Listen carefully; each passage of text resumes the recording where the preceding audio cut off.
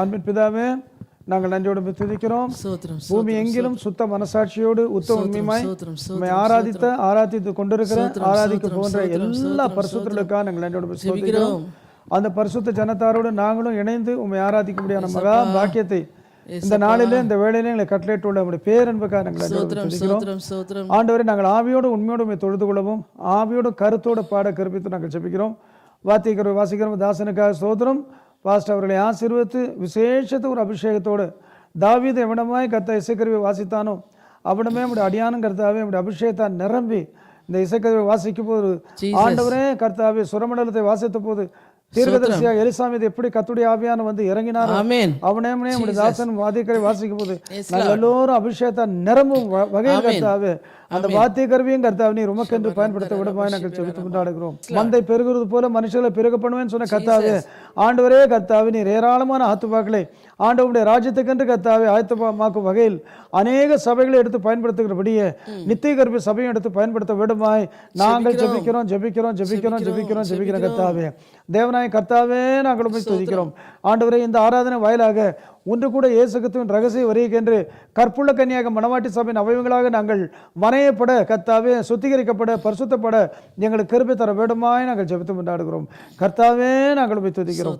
அப்பா, எல்லா துதிக்கான மகிமையும் அதை சீக்கிரத்தில் வந்து எங்களை அழைத்து கொண்டு செல்ல போகிற எங்கள் இயேசு கிறிஸ்துவுக்கும் எங்கள் இயேசு கிறிஸ்துவின் மூலியமாக எங்கள் பிதா தேவனுக்கும் எங்கள் இயேசு கிறிஸ்துவின் மூலியமாக பரிசுத்த தேவனுக்கும் எங்கள் திரியேக தேவனுக்கு எல்லா துதி கனமையும் எடுக்கிறோம்.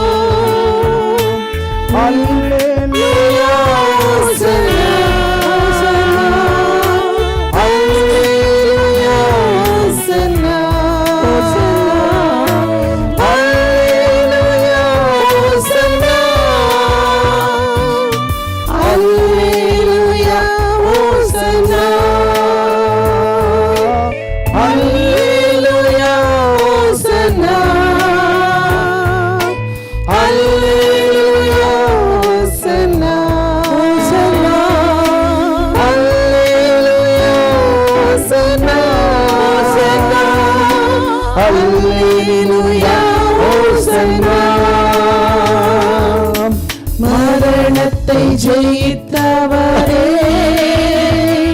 உம்மை ஆராதனை செய்கிறோம். பாதாளம் வென்றவரே, உம்மை ஆராதனை செய்கிறோம். மரணத்தை ஜெயித்தவரே, உம்மை ஆராதனை செய்கிறோம். பாதாளம் வென்றவரே, உம்மை ஆராதனை செய்கிறோம். அல்லேலூயா, ஹோசன்னா, அல்லேலூயா, ஹோசன்னா, அல்லேலூயா, ஹோசன்னா, அல்லேலூயா, ஹோசன்னா, அல்லேலூயா, ஹோசன்னா,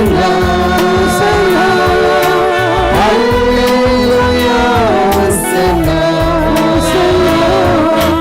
அல்லேலூயா, ஹோசன்னா, அல்லேலூயா, ஹோசன்னா.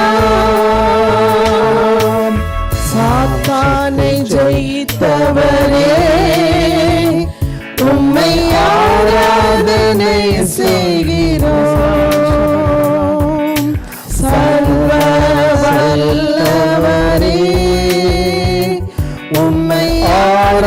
ஆராதனை செய்கிறோம்.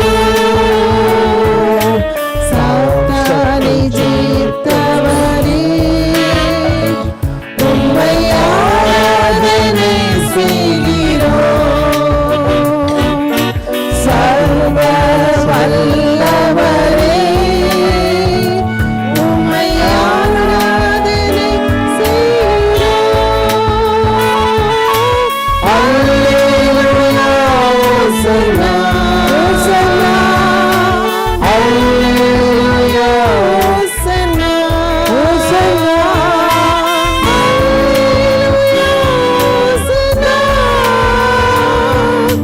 அல்லேலூயா, ஓசன்னா, அல்லேலூயா, ஓசன்னா, ஓசன்னா, அல்லேலூயா, ஓசன்னா, ஓசன்னா, அல்லேலூயா, ஓசன்னா, அல்லேலூயா, ஓசன்னா. மாம்சத்தை ஜெயித்தவரே, உம்மை ஆராதனை செய்கிறோம். மகிமையில் சேர்ப்பவரே, உம்மை ஆராதனை செய்கிறோம். மாம்சத்தை ஜெயித்தவரே, உம்மை ஆராதனை செய்கிறோம். மகிமையில் சேர்ப்பவரே, உம்மை ஆராதனை செய்கிறோம். கர்த்தாவே, நாங்கள் உம்மை துதிக்கிறோம். மரணத்தை ஜெயித்தவரே உமக்கு ஸ்தோத்திரம். சாத்தானை ஜெயித்தவரே உமக்கு ஸ்தோத்திரம். மாம்சத்தை ஜெயித்தவரே உமக்கு ஸ்தோத்திரம். பாதாளத்தை ஜெயித்தவரே உமக்கு ஸ்தோத்திரம். இப்பொழுது கர்த்தா அகிலத்தை ஆள்பவரே உமக்கு ஸ்தோத்திரம், ஸ்தோத்திரம், ஸ்தோத்திர கர்த்தாவே, ஸ்தோத்திரம். ஹல்லேலூயா. கர்த்தாவே, நாங்கள் நன்றியோடு உம்மை துதிக்கிறோம், துதிக்கிறோம், துதிக்கிறோம், துதிக்கிறோம், துதிக்கிறோம். கர்த்தாவே உமக்கு ஸ்தோத்திரம். சிஸ்டர் ஸ்னேகா சாம்சன் அவர்கள் முன்னுக்கு வந்து ஜெபம் பண்ணுங்கம்மா. ஹல்லேலூயா. நாம் திருவிருந்து ஆராதனைக்கு நேராக கடந்து செல்வதற்கு முன்பாக நாம் தேவ செய்திக்கு நாம் கடந்து செல்லலாம், வாசிக்கலாம். ரோமர் 5ஆம் அதிகாரம் 19ஆம் வசனம். ரோமர் 5:19. ரோமர் 5 வசனம் 19 வாசிக்கலாம். அன்றியும் ஒரே மனுஷனுடைய கீழ்ப்படியாமையினாலே அநேகர் பாவிகளாக்கப்பட்டது போல ஒருவருடைய கீழ்ப்படினாலே அநேகர் நீதிமான்களாக்கப்படுவார்கள். இந்த இடத்துல பார்க்கும்போது ஒரு மனுஷனுடைய கீழ்ப்படியாமை அது தொற்று நோய் போன்றது. ஒரு மனுஷனுடைய கீழ்ப்படியாமை இட் இஸ் கண்டேஜியஸ், தொற்று நோய்.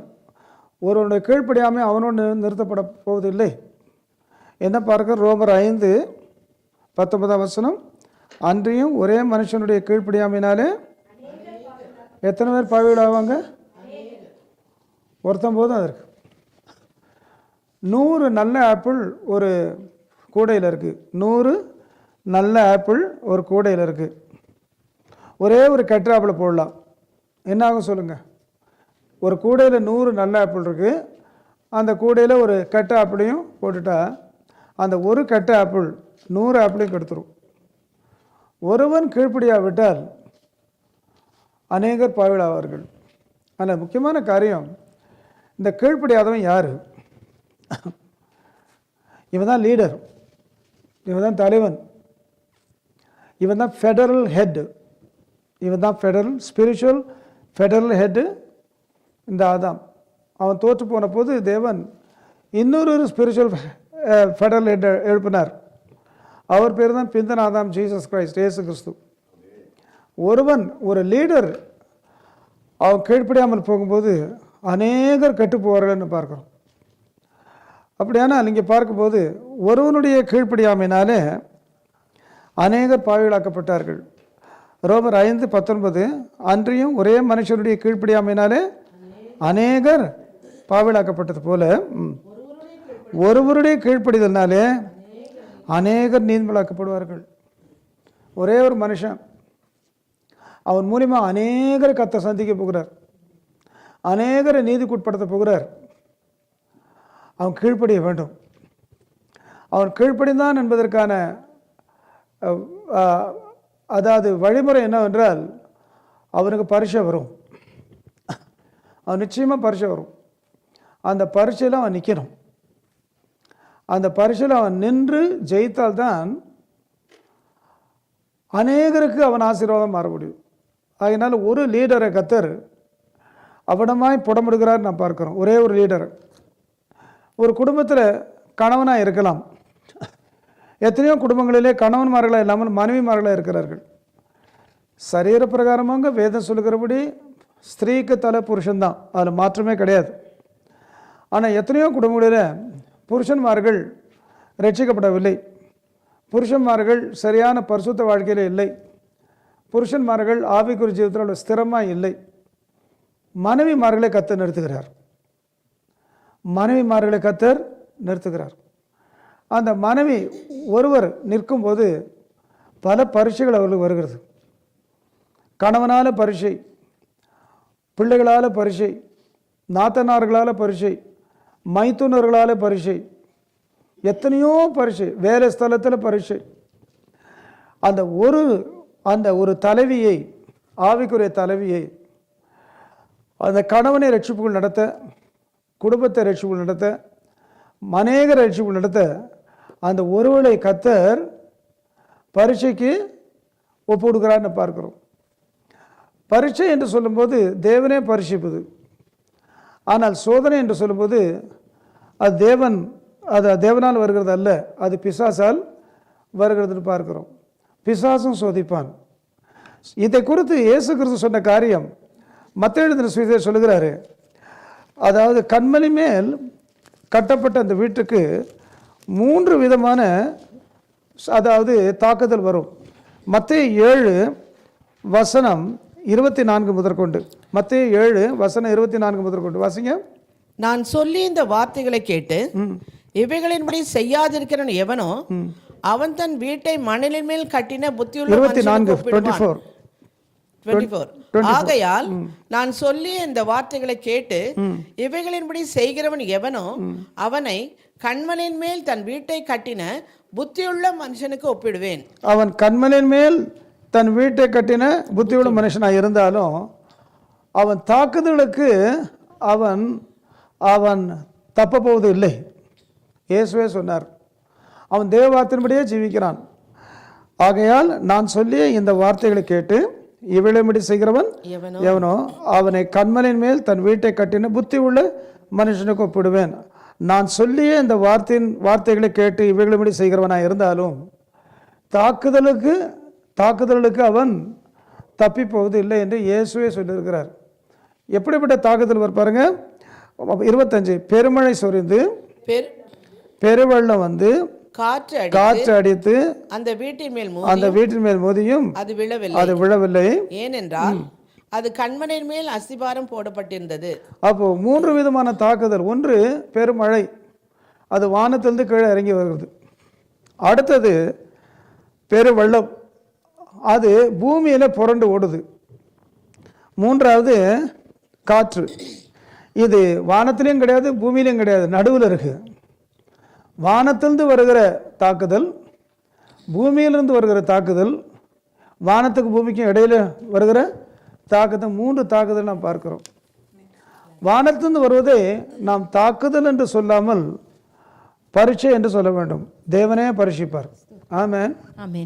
தேவனே ஆபிரகாமை அவனுடைய குமாரன் ஈசாக்கின் நிமித்தம் தேவன் அவனை சோதிக்கவில்லை.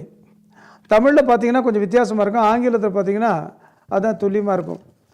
தேவன் அவனை சோதிக்கவில்லை, தேவன் அவனை பரீட்சித்தார்.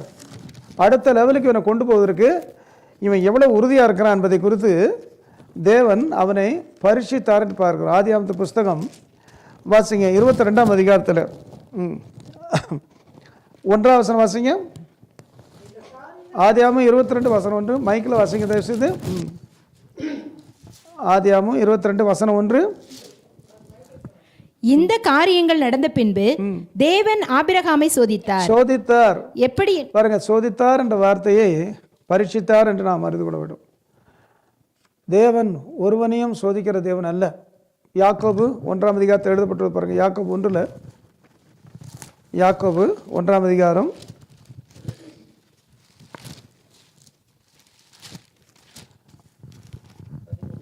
சோதிக்கப்படுகிற எவனும் யாக்கோபு 1ஆம் அதிகாரத்தில் 12-13 வாசிங்க. சோதனை சகிக்கிற மனுஷன் பாக்கியவான், அவன் உத்தமன் என்று விளங்கின பின்பு கர்த்தர் தம்மிடத்தில் அன்பு கூறுகிறவர்களுக்கு வாக்குத்தத்தம் பண்ணின ஜீவ கிரீடத்தை பெறுவான். சோதிக்கப்படுகிற எவனும் நான் தேவனால் சோதிக்கப்படுகிறேன் என்று சொல்லாதிருப்பானாக. தேவன் பொல்லாங்கினால் சோதிக்கப்படுகிறவர் அல்ல, ஒருவனையும் அவர் சோதிக்கிறவரும் அல்ல. அப்போ இது என்னது? இது பிசாசால் வருகிற சோதனை. வாசிங்க 14-15. அவனவன் தன் தன் சுய இச்சையினாலே இழுக்கப்பட்டு சிக்குண்டு சோதிக்கப்படுகிறான். பின்பு இச்சையானது கற்பம் தரித்து பாவத்தை பிறப்பிக்கும். பாவம் பூரணமாகும் பொழுது மரணத்தை பிறப்பிக்கும். அப்படியானால் மாம்சத்தினாலே வருகிற அதாவது சோதனை, பிசாசான வருகிற சோதனை.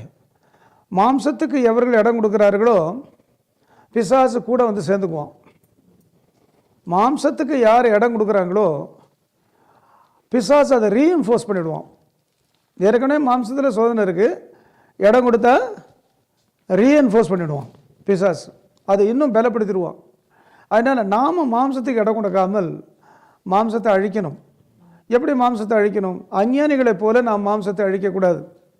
முள்ளு மேலே போய் படுத்துக்கிறது, முழங்கால்னால அப்படியே கோவிலை சுற்றி வர்றது, அப்புறம் தங்களையே வந்து அதாவது ஊசியினால் மற்ற காரியங்களினால உருவ குத்தி கொள்வது, இதெல்லாம் இதெல்லாம் மாம்சத்தை அழிக்காது, இது சரீரத்தை அழிக்கும். சரீரத்தை குறித்து வேதம் என்ன சொல்லுகிறது? சரீரம் பரிசுத்த ஆவியான தேவனுடைய ஆலயமாக இருக்கிறது. இந்த சரீரத்தை நம்ம பாழாக்கக்கூடாது. ஆனால் இந்த சரீரத்தில் அதாவது ஒரு பிரமாணம் இருக்கிறது. அந்த பிரமாணம் பாவ பிரமாணம். அந்த பிரமாணத்தை நாம் அழிக்கணும். ரோமர் 8ஆம் அதிகாரத்தில் 13ஆம் வசனத்தில் நாம் வாசிக்கிறோம். ரோமர் 8:13 வாசிங்க. மாமிசத்தின்படி பிழைத்தால் சாவீர்கள், ஆவியினாலே சரீரத்தின் செய்கையை அழித்தால் பிழைப்பீர்கள். எப்படிதான் இந்த அதாவது சரீரத்தின் செய்கைகளை அழிப்பதற்கு நாம் செய்ய வேண்டிய காரியம் என்ன சொல்லுங்க? உபவாசம் நம்ம எடுக்க வேண்டும். சரீரம் உருவழிந்து போகும்படி உபவாசிக்கக்கூடாது. உபவாசம் எடுக்கணும். சரீரம் உருவழிந்து போகும்படி உபவாசம் எடுக்கவே கூடாது. கர்த்தருக்கு ஸ்தோத்திரம். உபவாசத்தை எப்படி நாம் எடுக்க வேண்டும் என்பதற்கு இயேசுவே மாதிரி. பரிசுத்தாவின் தேவன் இயேசுவை வனாந்திரத்துக்கு கொண்டு போனார்.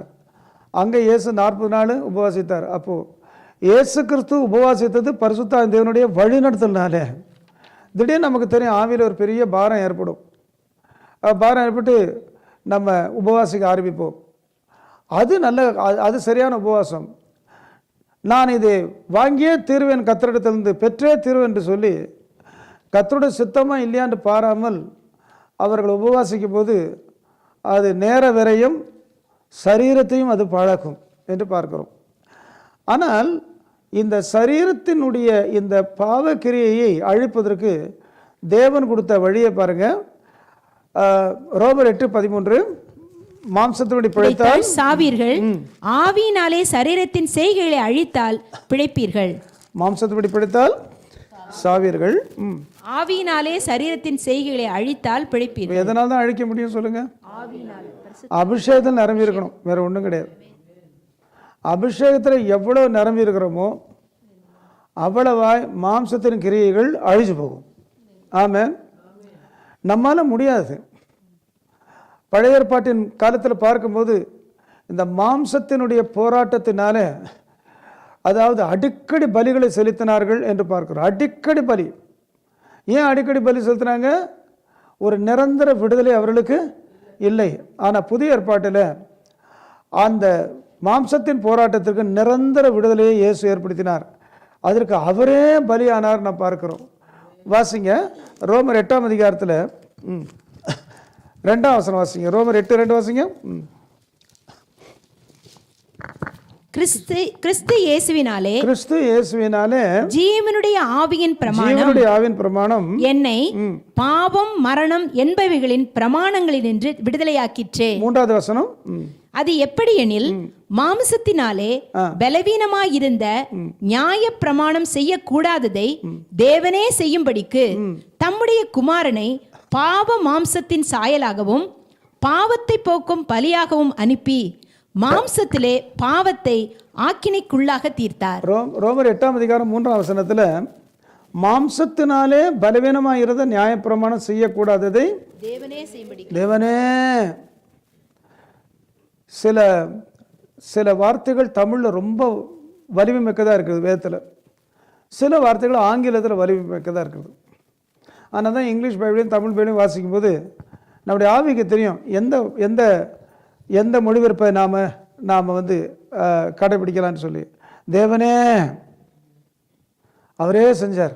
ஏனென்றால் மனுஷனால் செய்யவே எவ்வளவு உபவாசம் எடுத்தாலும் சரி, எவ்வளவு ஜெபித்தாலும் சரி, உபவாசம் கண்டிப்பாக அவசியம், ஜெபம் கண்டிப்பாக அவசியம். ஆனால் மாம்சத்தை அழிப்பதற்கு தேவனே மனுஷ அவதாரம் எடுக்க வேண்டியதாக இருந்தால் இந்த சரீரம் எப்படிப்பட்ட ஒரு பயங்கரமான ஒரு சரீரம் என்று பாருங்கள். இந்த சரீரத்தில் இருக்கிற இந்த பாவ பிரமாணம் எவ்வளவு பயங்கரமானது. அப்போ தேவன் சிலுவை மரத்தில் மாம்சத்தை அவர் ஜெயித்தார், மரணத்தை ஜெயித்தார், சாத்தானே ஜெயித்தார், பாதாளத்தை ஜெயித்தார். அவர் சிலுவை மரத்தில் எல்லாவற்றையும் ஜெயித்தார். ஆமென், அல்லேலூயா. அதனால்தான் புறஜாதிகள் இந்த மாம்ச போராட்டத்தை அவர்கள் கட்டுப்படுத்தும்படி அவர்கள் அதாவது முள்ளிலே போய் படுப்பது, இல்லாவிட்டால் கத்தியால் தங்களை கீறி கொள்வது, எத்தனையோ காரியங்களை செய்கிறார்கள். ஆனால் அவர்கள் சத்தியத்தை அறிவார்களானால் தங்கள் சரீரத்தை அவர்கள் பாழாக்க வேண்டிய தேவையே இல்லை. எப்படி மாம்சத்தின் கிரியைகளை அழிக்க வேண்டும் வாசிங்க. ரோமர் 8ஆம் அதிகாரத்தில் வாசிங்க 13ஆம் வசனம். மாம்சத்தின்படி பிழைத்தால் சாவீர்கள், ஆவியினாலே சரீரத்தின் செய்கைகளை அழித்தால் பிழைப்பீர்கள். மாம்சத்தின்படி பிழைத்தால் சாவீர்கள், ஆவியினாலே சரீரத்தின் செய்கைகளை அழித்தால் பிழைப்பீர்கள். அப்படின்னா என்ன அர்த்தம்? மாம்சத்தின்படி பிழைக்க முடியும்னு அர்த்தம். மாம்சத்தின்படி பிழைக்க முடியும். டிட் ஃபார் டேட் கொடுத்து ஆளுங்க வாயை அடைக்கலாம். வாய் சாமர்த்தியசாலிகள் மற்றவங்க வாயை அடைக்கிடுவாங்க. டிட் ஃபார் டேட் மாம்சத்தில் செயல்படலாம். வாய் சாமர்த்தியம் இல்லை, தந்திரமாக மற்றவங்களை கீழே தள்ளிடுவாங்க, தந்திரமாக கீழே தள்ளிடுவாங்க. அவர்களுக்கு அதாவது காரியம் முடியாவிட்டால் நேரடியாக அடித்து விடுவார்கள், நேராக அடிச்சிருவாங்க. தங்களால் அடிக்க முடியலன்னா ஒரு 10 பேரை கொண்டு போய் அடிப்பாங்க. இவருடைய எதிராளி தோற்று போவார். எதிராளி தோற்று போனார், இவருடைய ஆத்மா செத்து போகும். அங்கே வெற்றி அதே சமயத்தில் நித்திய தோல்வி என்று பார்க்கிறோம். ரோமர் 8:13 மாம்சத்தின்படி பிழைத்தால் சாவீர்கள், ஆவியினாலே சரீரத்தின் செய்கை அழித்தால் பிழைப்பீர்கள். இப்போ ஒருத்தரை அடக்கிறதுக்கு நாம் அதாவது வாய் சாமர்த்தியத்தினால அடக்கிடலாம், டிட் ஃபார் டேட் கொடுத்துடலாம். இயேசு கிறிஸ்து பயன்படுத்தின ஹையஸ்ட் வெப்பன் நாம் சிலுவையில் பார்க்கிறோம். இயேசு கிறிஸ்து பயன்படுத்தின ஹையஸ்ட் வெப்பன் என்ன தெரியுமா உங்களுக்கு? மௌனம். அதுதான் ஹையஸ்ட் வெப்பன். அந்த வெப்பனை எல்லாரும் யூஸ் படுத்த முடியாது. அந்த வெப்பனை எல்லாரும் யூஸ் படுத்தவே முடியாது. அந்த வெப்பனை இயேசு கிறிஸ்துவோட இசைந்தவர்கள் மட்டும்தான் அந்த ஆயுதத்தை பயன்படுத்த முடியும். அந்த வெப்பன் மௌனம். எவ்வளவோ பொறுமையாக இருப்பாங்க, திடீர்னு ஃப்ளாரப் ஆகிடுவாங்க, பஸ்ட் அவுட் ஆகிடுவாங்க. ஏன்னா முடியாது. ஆனால் இயேசுவோடு இசைந்து இருப்பார்களானால் அந்த வல்லமையை கர்த்தர் தருவார். அதாவது இயேசு கிறிஸ்து பயன்படுத்தின ஹையஸ்ட் வெப்பன். சிலுவையில் அமைதியாக இருந்தார். அவர் 3.5 ஆண்டு காலம் பூமியில் ஊழியம் செய்யும்போது வேதபாரகர், பரிசேயர், சதுசேயர், நியாயசாஸ்திரிகள் லெஃப்ட் அண்ட் ரைட்டாக கொடுத்தாரு. ஒருத்தனும் பேச முடியாது அவர்கிட்ட. அப்படிப்பட்ட அதாவது வல்லமை மிக்க தேவன் மனித அவதாரம் எடுத்த போது வேதபாரகர், பரிசேயர், சதுசேயர், நியாயசாஸ்திரம் ஒருத்தரும் அவர்கிட்ட பேச முடியல. எல்லார் வாயும் அடைச்சிட்டாரு. ஆனால் சிலுவையில் எல்லாரும் அவரை ஏசுறாங்க, சிலுவையில் எல்லாரும் அவரை கேவலப்படுத்துறாங்க. நீ தேவனுடைய குமாரனானால் நீ கீழே இறங்கி போய் எவ்வளோ சொல்ற, வாயே திறக்கல. வாயை திறக்காத தொட்டு என்ன நினச்சிருப்பாங்க? வாயை திறக்காத தொட்டு எல்லாம் நினச்சிருப்பாங்கனாக்கா முடிவாக அவர் தோற்று போனார், முடிவாக அவர் தோற்று போனார். ஆக்சுவலாக முடிவாக அவர் தோற்று போல, முடிவாக சாத்தானுக்கு ஒரு முடிவை ஏற்படுத்தினார். அதுதான் காரணம். கர்த்தருக்கு ஸ்தோத்திரம். தேவ ஜனமே, அதாவது ஒன்றுமே பேச முடியாமல் போகும்போது தான் அங்கே தான் தேவன் வெற்றியை தருகிறார். வாசிங்க 110 சங்கீதம் 7ஆம் வசனம். 110 சங்கீதம் 7ஆம் வசனம் வாசிங்க. சங்கீதம் 110 வசனம் 7 வாசிங்க. வழியிலே அவர் நதியிலே குடிப்பார், ஆகையால் அவர் தம் தலையை எடுப்பார். இந்த வசனத்துக்கு என்ன அர்த்தம்?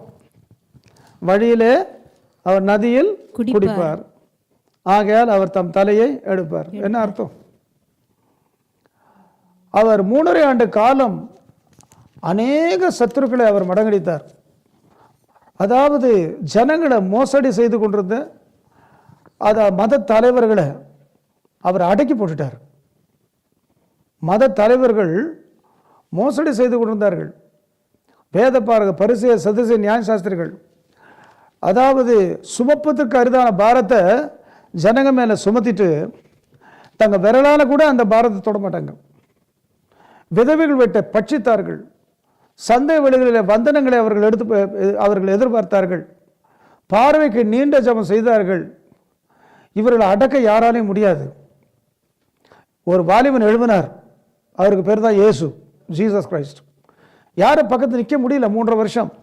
பாருங்க, அதை குறித்து நாம் பார்க்கிறோம். பழைய ஏற்பாட்டில் எவனமாக எழுதப்பட்டுள்ளது என்று 110 சங்கீதத்தில் வாசிங்க. வாசிங்க 5ஆம் வசனம் 6ஆம் வசனம் வாசிங்க. உம்முடைய வலது பாரிசத்தில் இருக்கிற ஆண்டவர் தமது கோபத்தின் நாளிலே ராஜாக்களை வெட்டுவார். அவர் ஜாதிகளுக்குள் நியாயம் தீர்ப்பார். எல்லா இடங்களையும் பிரேதங்களால் நிரப்புவார்.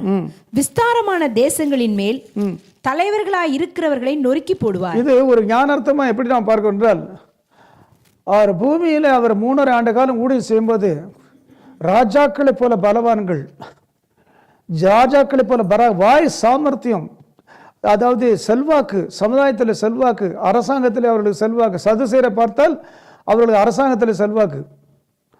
இப்படிப்பட்ட ஆட்கள் இவர்களெல்லாம் 3.5 வருஷம் தலை தூக்காதபடி பண்ணிட்டார். இவ்வளவு செய்தவர் சிலுவையில் போய் எல்லாரும் அவர் ஏசும்போது அப்படியே தோற்று போனவர் போல இருக்கிறார். பார்த்தா தோற்று போனவர் போல இருக்கிறார். இனிமே பரியாசப்படுறாங்க, கேவலப்படுத்துறாங்க, தூஷிக்கிறாங்க, வாயே திறக்கல. நடந்த காரியம் என்னவென்றால் 110 சங்கீதம் 5 முதல் பார்த்தால், உமது வலது பாரசத்தில் இருக்கிற ஆண்டவர் உமது கோபத்தின் நாளிலே ராஜாக்களை வெட்டுவார். இதெல்லாம் 1000 வருஷ அரசாட்சிக்கு முன்பாக நடைபெற காரியமாக இருந்தாலும் அதனுடைய தடயங்களை நாம் இயேசுவினுடைய 3.5 ஆண்டு கால ஊழியத்தில் நாம் பார்க்க முடிகிறது. 1000 வருஷ அரசாட்சியில் அவர் கீழே இறங்கி கையால் பேர்க்காத கல்லாகி அவர் அடிச்சு போட்டுருவார். அந்த அந்தி கிறிஸ்துவை யாருமே அடக்க முடியாது. அந்தி கிறிஸ்துவை யாரும் அடக்க முடியாது. கையால் பேர்க்காத கல்லாகிய இயேசு கீழே வருவார். கர்த்தருக்கு ஸ்தோத்திரம். ரகசிய வருகையிலே தாம் எடுத்துக்கொண்ட சபையோடு கூட அவர் கீழே இறங்கி வந்து இந்த அந்தி கிறிஸ்துவின் கள்ளத்தீர்க்கதரிசியை அழிப்பார். அவர்களை பின்பற்றின சேனையை தன் வாயின் பட்டித்தனால் அழித்து போடுவார். அதற்கு பிறகு 1000 வருடம் இந்த பூமியிலே அவர்கள் ஆறுதல் செய்வார். அதற்குரிய காரியமாக இங்கே பார்த்தாலும், உமது வலது பாரசத்தில் இருக்கிற ஆண்டவர் உமது கோபத்தின் நாளிலே ராஜாக்களை வெட்டுவார். அவர் ஜாதிகளுக்குள் நியாயம் தீர்ப்பார். எல்லா இடங்களையும் பிரேதங்களால் நிரப்புவார். விஸ்தாரமான தேசங்களின் மேல் தலைவர்களாக இருக்கிறவர்களை நொறுக்கி போடுவார். கர்த்தருக்கு ஸ்தோத்திரம்.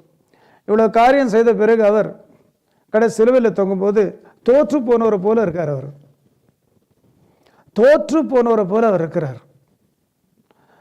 மௌனமா இருக்கிறார். ஒன்று எதையும் பதிலே சொல்ல மாட்டார். கர்த்தருக்கு ஸ்தோத்திரம். எவ்வளோ ஏசுறாங்க, எவ்வளோ கேவலப்படுத்துறாங்க. அவர் எடுத்த உடனே 7 வார்த்தைகளில் முதல் வார்த்தை பிதாவே அவர்களுக்கு மன்னியும் சொன்னார். 7 வார்த்தை முதல்ல பிதாவே அவர்களுக்கு மன்னியும், தாங்கள் செய்கிறது என்னென்று அறியாது இருக்கிறார்களே. அதோட அர்த்தம் என்னன்னு கேட்டிங்கன்னா, நான் யோசித்தேன் முந்திலாம், இதை மாதிரி நமக்கு விரோதமாக வருகிறவர்களுக்காக கத்தரை நோக்கி மன்னிப்பு கேட்டால் அவனுக்கு இன்னும் அதிகமாக நமக்கு அது பிரச்சனை கொடுப்பாருங்க, அவனுக்கு அடக்கப்பட வேண்டும் என்று சொல்லி. இவர் பிதாவே இவர்களுக்கு மன்னின்னு சொல்லும்போது இன்னும் அவனுங்க துணிஞ்சு போவானுங்க. ஏன் இயேசு பிதாவே இவர்களுக்கு மன்னின்னு சொன்னார்னா, நல்லா கவனிங்க, எவ்வளமாய் 2 கள்ளர்களில் ஒருவனை தன் பக்கமாக இழுத்து கொண்டாரோ அப்படியே அவரை துன்பப்படுத்தினவர்களில் ஒரு குரூப்பை தான் பக்கம் அவர் இழுக்கணும்னா அவர் பொதுவான ஒரு ஜெபம் ஏறெடுக்கணும், இவங்களெல்லாம் மன்னித்து விட ஆண்டவரே, ஆமென், இவர்களெல்லாம் மன்னித்து விடையா. பிற்காலத்தில் அப்படிப்பட்ட ஒரு ஜன்ம சத்ரு ரட்சிக்கப்பட்டான். அவன் பேர் தான் பவுல். அவன் இயேசுவின் சிலுவையில் அறையப்பட்டது அவன் பார்த்ததும் கிடையாது. இயேசு சிலுவையில் அறையப்பட்டது அவன் பார்த்ததும் கிடையாது. பூமியில் அவரை ஒருவர் கூட பார்த்தது கிடையாது. ஆனால் அவர் சபையை பாழாக்கி கொண்டு வந்தான். நீ என்னை ஏன் துன்பப்படுத்துகிறாய் என்று அவனுக்கு பகல் வழியில் அவர் தரிசனமான போது கேட்டார். பாருங்க, அப்படிப்பட்ட ஜென்ம சத்ரு அவன் ரட்சிக்கப்பட்டான்டா முன்கூட்டியே சிலுவையில் ஜெபித்தார், பிதாவே இவர்களுக்கு மன்னியும். கர்த்தருக்கு ஸ்தோத்திரம். தேவ ஜனமே, நாமும் கூட இன்றைக்கு ஒரு பொது ஜெபம், கர்த்தாவே இவர்களை மன்னியும், இவர்களை மன்னியும் ஆண்டவரே, இவெல்லாம் கூட்டம் கூடி இவ்வளோ விரோதமாக செயல்படுகிறார், இவர்களை மன்னியும். மன்னிப்பு நாம் கேட்கும்போது இன்றைக்கும் நாளைக்கும் நாளை மறுநாளோ ஒருவேளை இயேசு கிறிஸ்துவின் ரகசிய வருகை தாமதப்பட்டு நாம் மரித்த பிறகோ ஒரு கூட்ட மக்கள் ரட்சிப்புக்குள் வந்துருவாங்க. ஆமென். ஒரு கூட்ட மக்கள் ரட்சிப்புக்குள் வந்து விடுவார்கள். கர்த்தர் கோடா கொடி ஸ்தோத்திரம். இங்கே பார்க்கும்போது அவர் சிலுவையில் தொங்கும்போது முதல் காரியம் பிதாவே அவர்களுக்கு மன்னியும் என்று அவர் ஜெபித்ததின் முதல் காரியம் என்னன்னு கேட்டிங்கன்னா, கர்த்தர் கோடா கொடி ஸ்தோத்திரம். இந்த ஜனங்கள் எத்தனையோ பேர் தெரியாமல் தவறு செய்கிறார்கள், என்னை தெரியாமல் ஏசுகிறார்கள், என்னை தெரியாமல் என்னை அவர்கள் கேவலப்படுத்துகிறார்கள். பிதாவே அவர்களுக்கு மன்னி, தெரியாமல் செய்கிறாங்க ஆண்டவரே, தெரியாமல் செய்கிறாங்க ஆண்டவரே, இவர்களை மன்னியும். இவங்களுக்கு தெரியல எதில் கையை வைக்கிறாங்கன்னு இவங்களுக்கு தெரியல. மின்சார கம்பியில் கையை வைக்கிறாங்க, இது விளைவு இவங்களுக்கு தெரியல, இவங்களுக்கு தெரியல. ஆகையினால கர்த்தாவே தெரியாமல் செய்கிறாங்க, பிதாவே இவர்களுக்கு மன்னியும். கர்த்தருக்கு ஸ்தோத்திரம். அப்போ முதலாவது நாம் அறிய வேண்டிய காரியம், நமக்கு விரோதமாக பெரிய கூட்டம் கூடினாலும் தெரியாமல் செய்கிறாங்க என்பதை நாம் அறிந்து கொள்ள வேண்டும். ஆமென். தெரியல அவங்களுக்கு, அந்த விசுவாசிகள் மேலே இருக்கிற அபிஷேகம் அவங்களுக்கு தெரியாது. விசுவாசிகள் இயேசு கிறிஸ்துவின் இரத்தத்துக்குள் இருப்பது அவர்களுக்கு தெரியாது. விசுவாசிகள் இயேசுவின் கண்மணியாக இருப்பது அவர்களுக்கு தெரியாது. உன்னை தொடுகிறவன் என் கண்மணியை தொடுகிறான்னு சொன்னார். கர்த்தர் கோடா கொடி ஸ்தோத்திரம். தேவ ஜனமே, யாக்கோப் என்னும் பூச்சியன்னு எழுதப்பட்டுள்ளது தமிழில். ஆனால் நீங்கள் ஆகிரத்தில் பார்த்தீங்கன்னா தவ் வேர்ம் ஜேக்கப்னு எழுதப்பட்டிருக்கு. தவ் வேர்ம் ஜேக்கப். ஒரு அமெரிக்கன் ப்ரீச்சர் அநேக ஆண்டுகளுக்கு முன்பாக பேசுனது நான் ஆடியோ கசட்டில் கேட்டேன். அந்த காலத்தில் ஆடியோ கசட்டு வந்தப்போ அவர் சொன்னார், அமெரிக்கன் ப்ரீச்சரு, அதாவது worm is the most defenseless creature under heaven. Worm is the most defenseless creature under heaven because it can neither defend itself nor it can attack others. இப்போ பாருங்க, ஒரு புழு இருக்குன்னு வச்சுங்களேன், மிதிச்சிங்கன்னா ஆயிடும், ஒன்றும் காரணம் எலும்பே கிடையாது, தன்னை தற்காத்துக்குள்ள அதுக்கு வலிமை கிடையாது, அடுத்தது மற்றவங்களை தாக்குவதற்கு கொடுக்கும் கிடையாது, பல்லும் கிடையாது. Thou worm Jacob. அப்படியானால் தேவ ஜனமே, அந்த அமெரிக்கன் பரிசுத்தவான் சொல்லும்போது சொன்னார், அதாவது the true Christians, they become most defenseless. Neither they can defend themselves or they can attack others. கர்த்தருக்கு ஸ்தோத்திரம். மற்றவங்களை அட்டாக் பண்ணுற வரைக்கும் தேவ ஜனமே, we are disqualified. We are disqualified to be powerful weapon in the hands of the Lord. பாருங்க, ஏசாயா 41 வாசிங்க. வாசிங்க 14-15 வாசிங்க. ஏசாயா 41 வசனம் 14-15 வாசிங்க. வாசிங்க. யாக்கோபு என்னும் பூச்சியே. அது இங்கிலீஷ்ல பாத்தீங்கன்னா the worm Jacob. இப்ப அப்படியே வாசிங்க. யாக்கோபு என்னும் புழுவே அப்படி வாசிங்க. யாக்கோபு என்னும் புழுவே, இஸ்ரவேலின் சிறு கூட்டமே, பயப்படாதே, நான் உனக்கு துணை நிற்கிறேன் என்று கர்த்தரும் இஸ்ரவேலின் பரிசுத்தருமாயிருக்கிய உன் மீட்பர் உரைக்கிறார். நீ புழுதான், ஆனா நான் உனக்கு துணை நிற்கிறேன் என்று கர்த்தரும் இஸ்ரவேலின் பரிசுத்தருமாகிய உன் மீட்பர் உரைக்கிறார். யார் உனக்கு துணை? கர்த்தர்.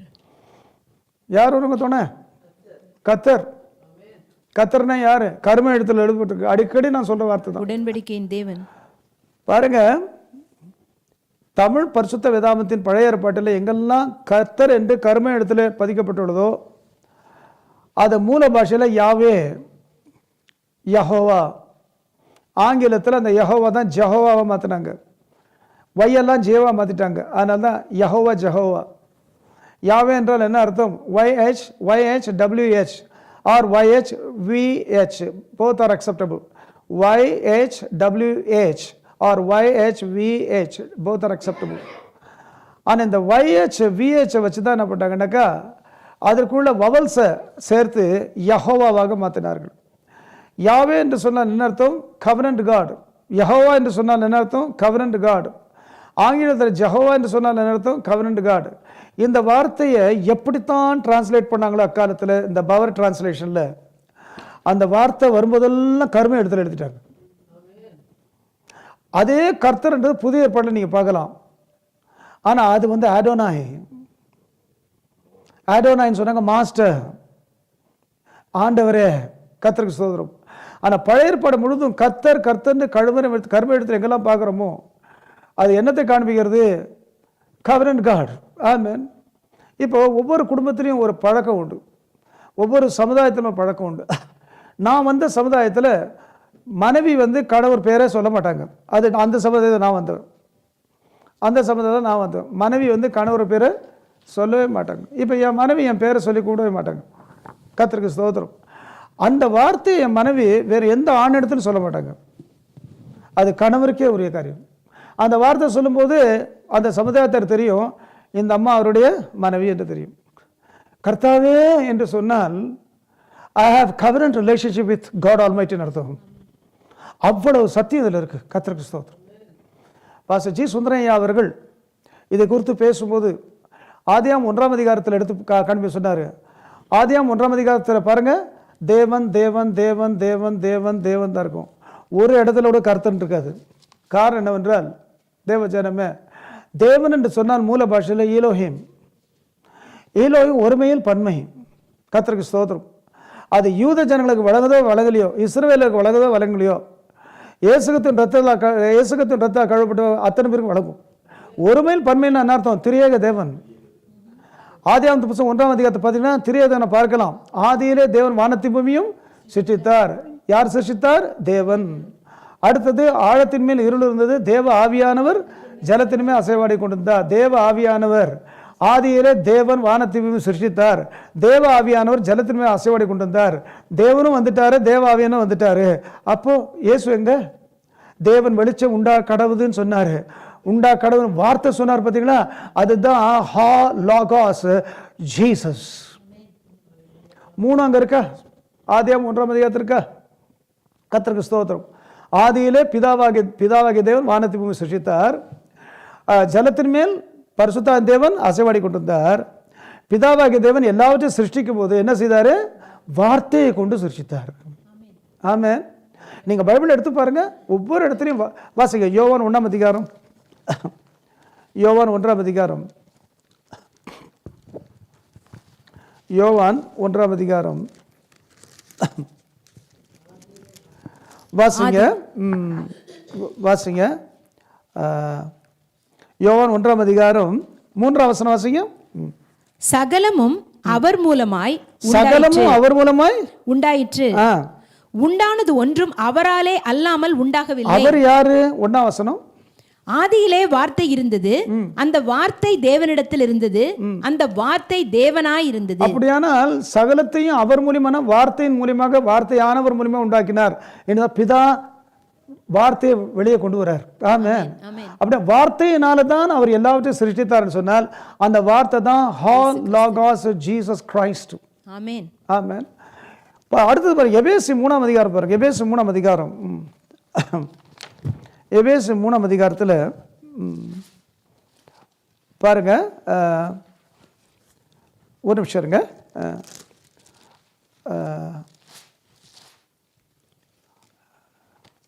ஒரு நிமிஷம் இருங்க.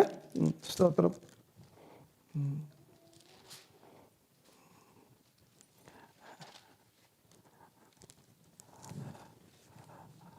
வாசிங்க.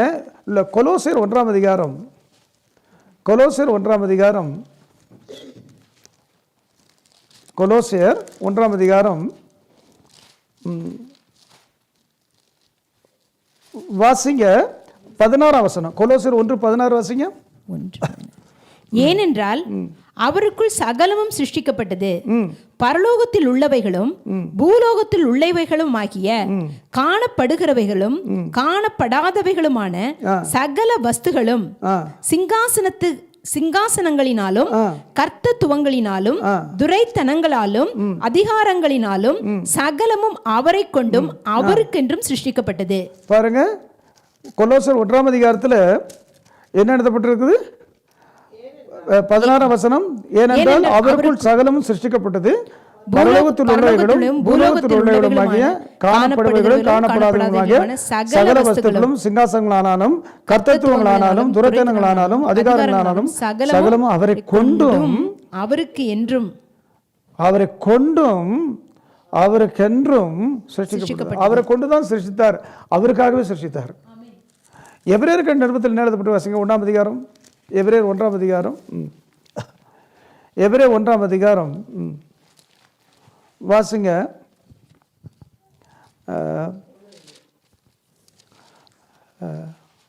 வாசிங்க 2ஆம் வசனம். எபிரேயர் 1:2 வாசிங்க. இந்த கடைசி நாட்களில் குமாரன் மூலமாய் நமக்கு திருவுளம் பற்றினார், இவரை சர்வத்துக்கும் சுதந்திரவாளியாக நியமித்தார், இவரை கொண்டு உலகங்களையும் உண்டாக்கினார். இவரை வச்சுதான் செஞ்சார். ஆமென். ஆமென். இவரை கொண்டுதான் செஞ்சார். ஆதியாகமத்தின் புத்தகம் 1ஆம் அதிகாரத்தில் பிதாவாகிய தேவன், பரிசுத்த தேவன், வார்த்தையானவர் தேவன் 3 பேரை பார்க்குறோம். இஸ்ரவேல் ஜனங்களுக்கு வழங்குதோ வழங்கலையோ நமக்கு நல்லா வழங்குது. ஆமென். ஹல்லேலூயா.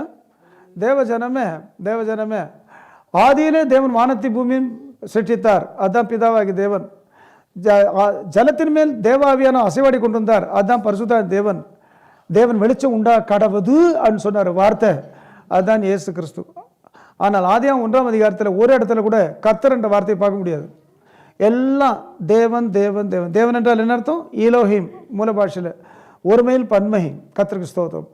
ஏன் பாஸ்டர் ஜி சுந்தரம் ஐயா அவர்கள் அந்த காலத்தில் சொல்லும்போது அவர் சொன்னார், ஏன் தேவன் ஆதியாகமம் 1ஆம் அதிகாரத்தில் தம்மை கர்த்தராக வெளிப்படுத்தாமல் தம்மை தேவனாகவே வெளிப்படுத்துகிறார் என்று சொன்னால், அவர் உடன்படிக்கை செய்து கொள்ள வேண்டிய ஒரு மனுஷன் இன்னும் ஆயத்தமாக இல்லை. அதான் அர்த்தம். அதான் அர்த்தம். அப்படியானால் ஆதியாகமம் 1ஆம் அதிகாரத்தில் நமது சாயல நமது ரூபத்தின்படி மனுஷன் உண்டாக்குமாக சொன்னால் அது வெறும் முகவரை தான்.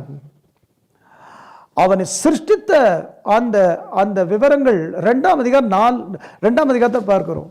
அந்த 2ஆம் அதிகாரத்தில் அவனை தேவன் பூமியின் மண்ணினாலே உருவாக்கினார் என்ற வார்த்தை வருவதற்கு முன்பாக கொஞ்சம் முன்னால 4ஆம் வசனத்தில் தேவனாகிய கர்த்தர்னு அப்பதான் தன்னை இன்ட்ரோடியூஸ் பண்றாரு. ஆமென். அப்போ பைபிள் எவ்வளோ ப்ரிசைஸாக இருக்க பாருங்களேன். கர்த்தருக்கு கொடாக்கூடிய ஸ்தோத்திரம். இது காட்ஸ் புக்கு.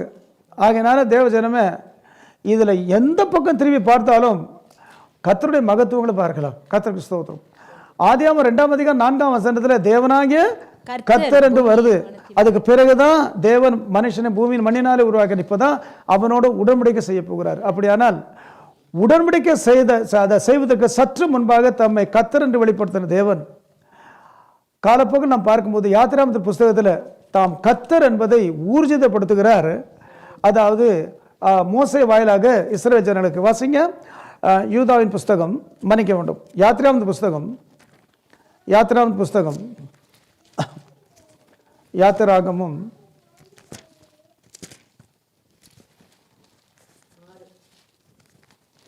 6ஆம் அதிகாரம் வாசிங்க 2ஆம் வசனம் 3ஆம் வசனம். யாத்திராகமம் 6ஆம் அதிகாரம் வசனம் 1 2 வாசிங்க. மேலும் தேவன் மோசேயை நோக்கி, நான் யெகோவா சர்வ வல்லமையுள்ள தேவன் என்னும் நாமத்தினால் நான் ஆபிரகாமுக்கும் ஈசாக்குக்கும் யாக்கோபுக்கும் தரிசனமானேன். ஆனாலும் யெகோவா என்னும் என் நாமத்தினால் நான் அவர்களுக்கு அறியப்படவில்லை. முற்பிதாக்களுக்கு எப்படி கர்த்தர் தம்மை வெளிப்படுத்தினார்? சர்வ வல்லவர், ஆல்மைட்டி. நீ பரதேசியா இருப்ப, but your God is sufficient for you. Amen. நீ பரதேசி, உன் மனைவி நீ உன்னை காக்க முடியாம இருக்கலாம், தேவனே காப்பார் உன் மனைவியை. பார்வனா இருந்தாலும் சரி, அபிமேலக்கா இருந்தாலும் சரி, தொட்டுப்பார். சார் நான் சர்வ வல்லவர். Amen. I am almighty God. அப்படி அதுக்கு பிறகு கத்தர் கத்தர்ன்று பார்த்து நம்ம பார்க்குறோம். ஆனால் யாத்திராகமம் 6ஆம் அதிகாரத்தில் அந்த கத்தர் என்பதற்கான முழு அதாவது ஃபோர்ஸ் அங்கே தான் பார்க்குறோம், வல்லமையா. இப்போ சொல்கிறாரு, நான் இந்த ஜனத்தாரோட இஸ்ரவேல் ஜனங்களை உடன்படிக்கை பண்ண போகிறேன். ஆபிரகாம் ஈசாக்கு யாக்கோபு வாயிலாகத்தான் இந்த ஜனங்க வந்தாங்க. அவர்களுக்கு சர்வவல்லவர் என்று சர்வவல்லமுள்ள தேவன் வெளிப்படுத்தினவர், உங்களோட நான் உடன்படிக்கை செய்ய போகிறபடியாலே யெகோவா அப்படின்னா அர்த்தம் யாவேன்னு அர்த்தம். ஏன்னாக்கா யாவேக்கு உள்ள அதை 3 வவல் சேர்த்தாச்சு இல்லையா? EOA சேர்த்தான்னா யாவே யெகோவா மாறிச்சு. YHVHல 3 வவல்ஸை சேர்த்து பாருங்க. YHVHல E அப்புறம் OA யெகோவா. இங்கே சொல்றாரு, நான் யெகோவா என்று சொன்னால் ஐ எம் கவனன்ட் காட்னு அர்த்தம். என்ன சொல்ற வாசிங்க 2ஆம் வசனம் யாத்திராகமம் 6:2. மேலும் தேவன் மோசேயை நோக்கி, நான் யெகோவா, நான் I am covenant God. Remember that.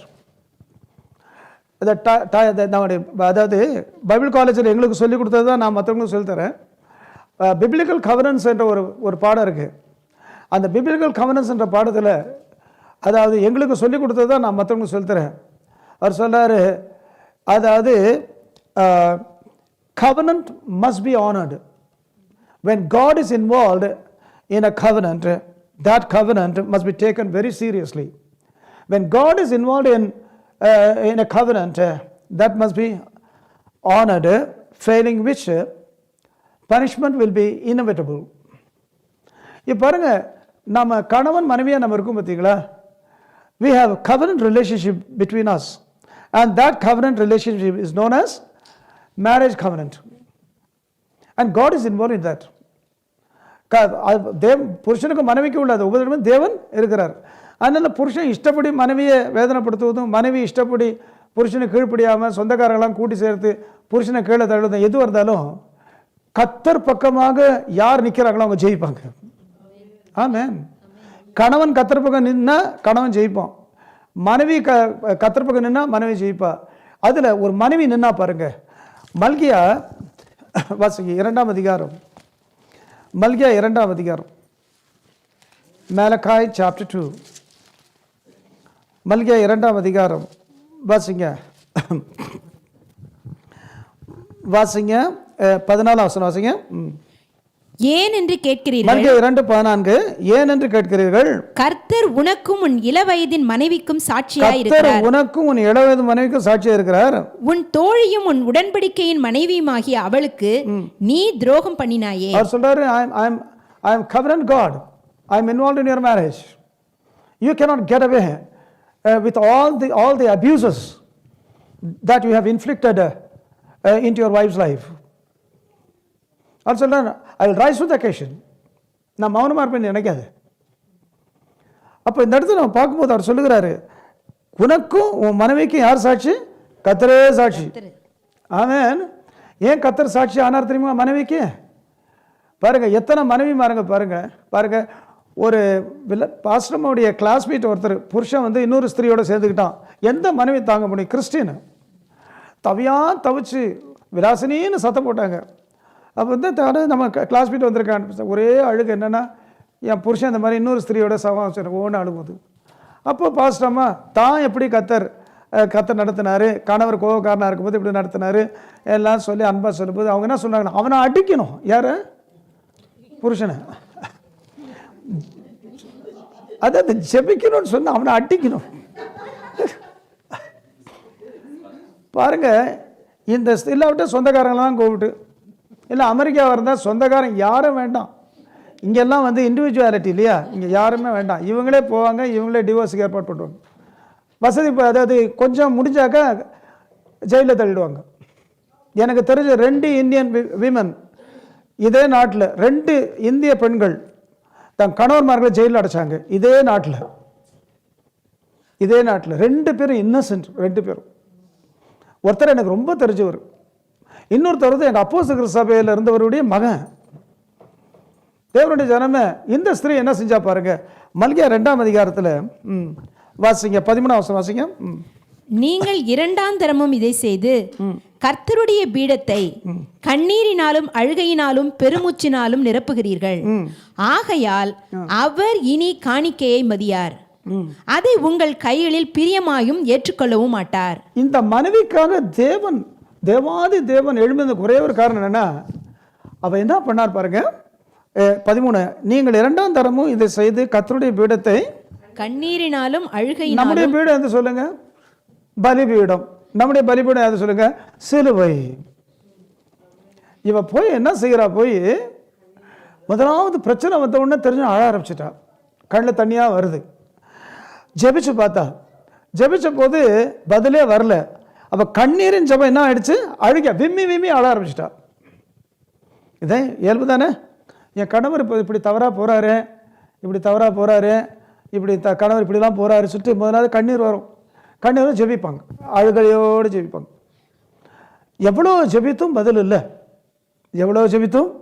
பதிலே இல்லை.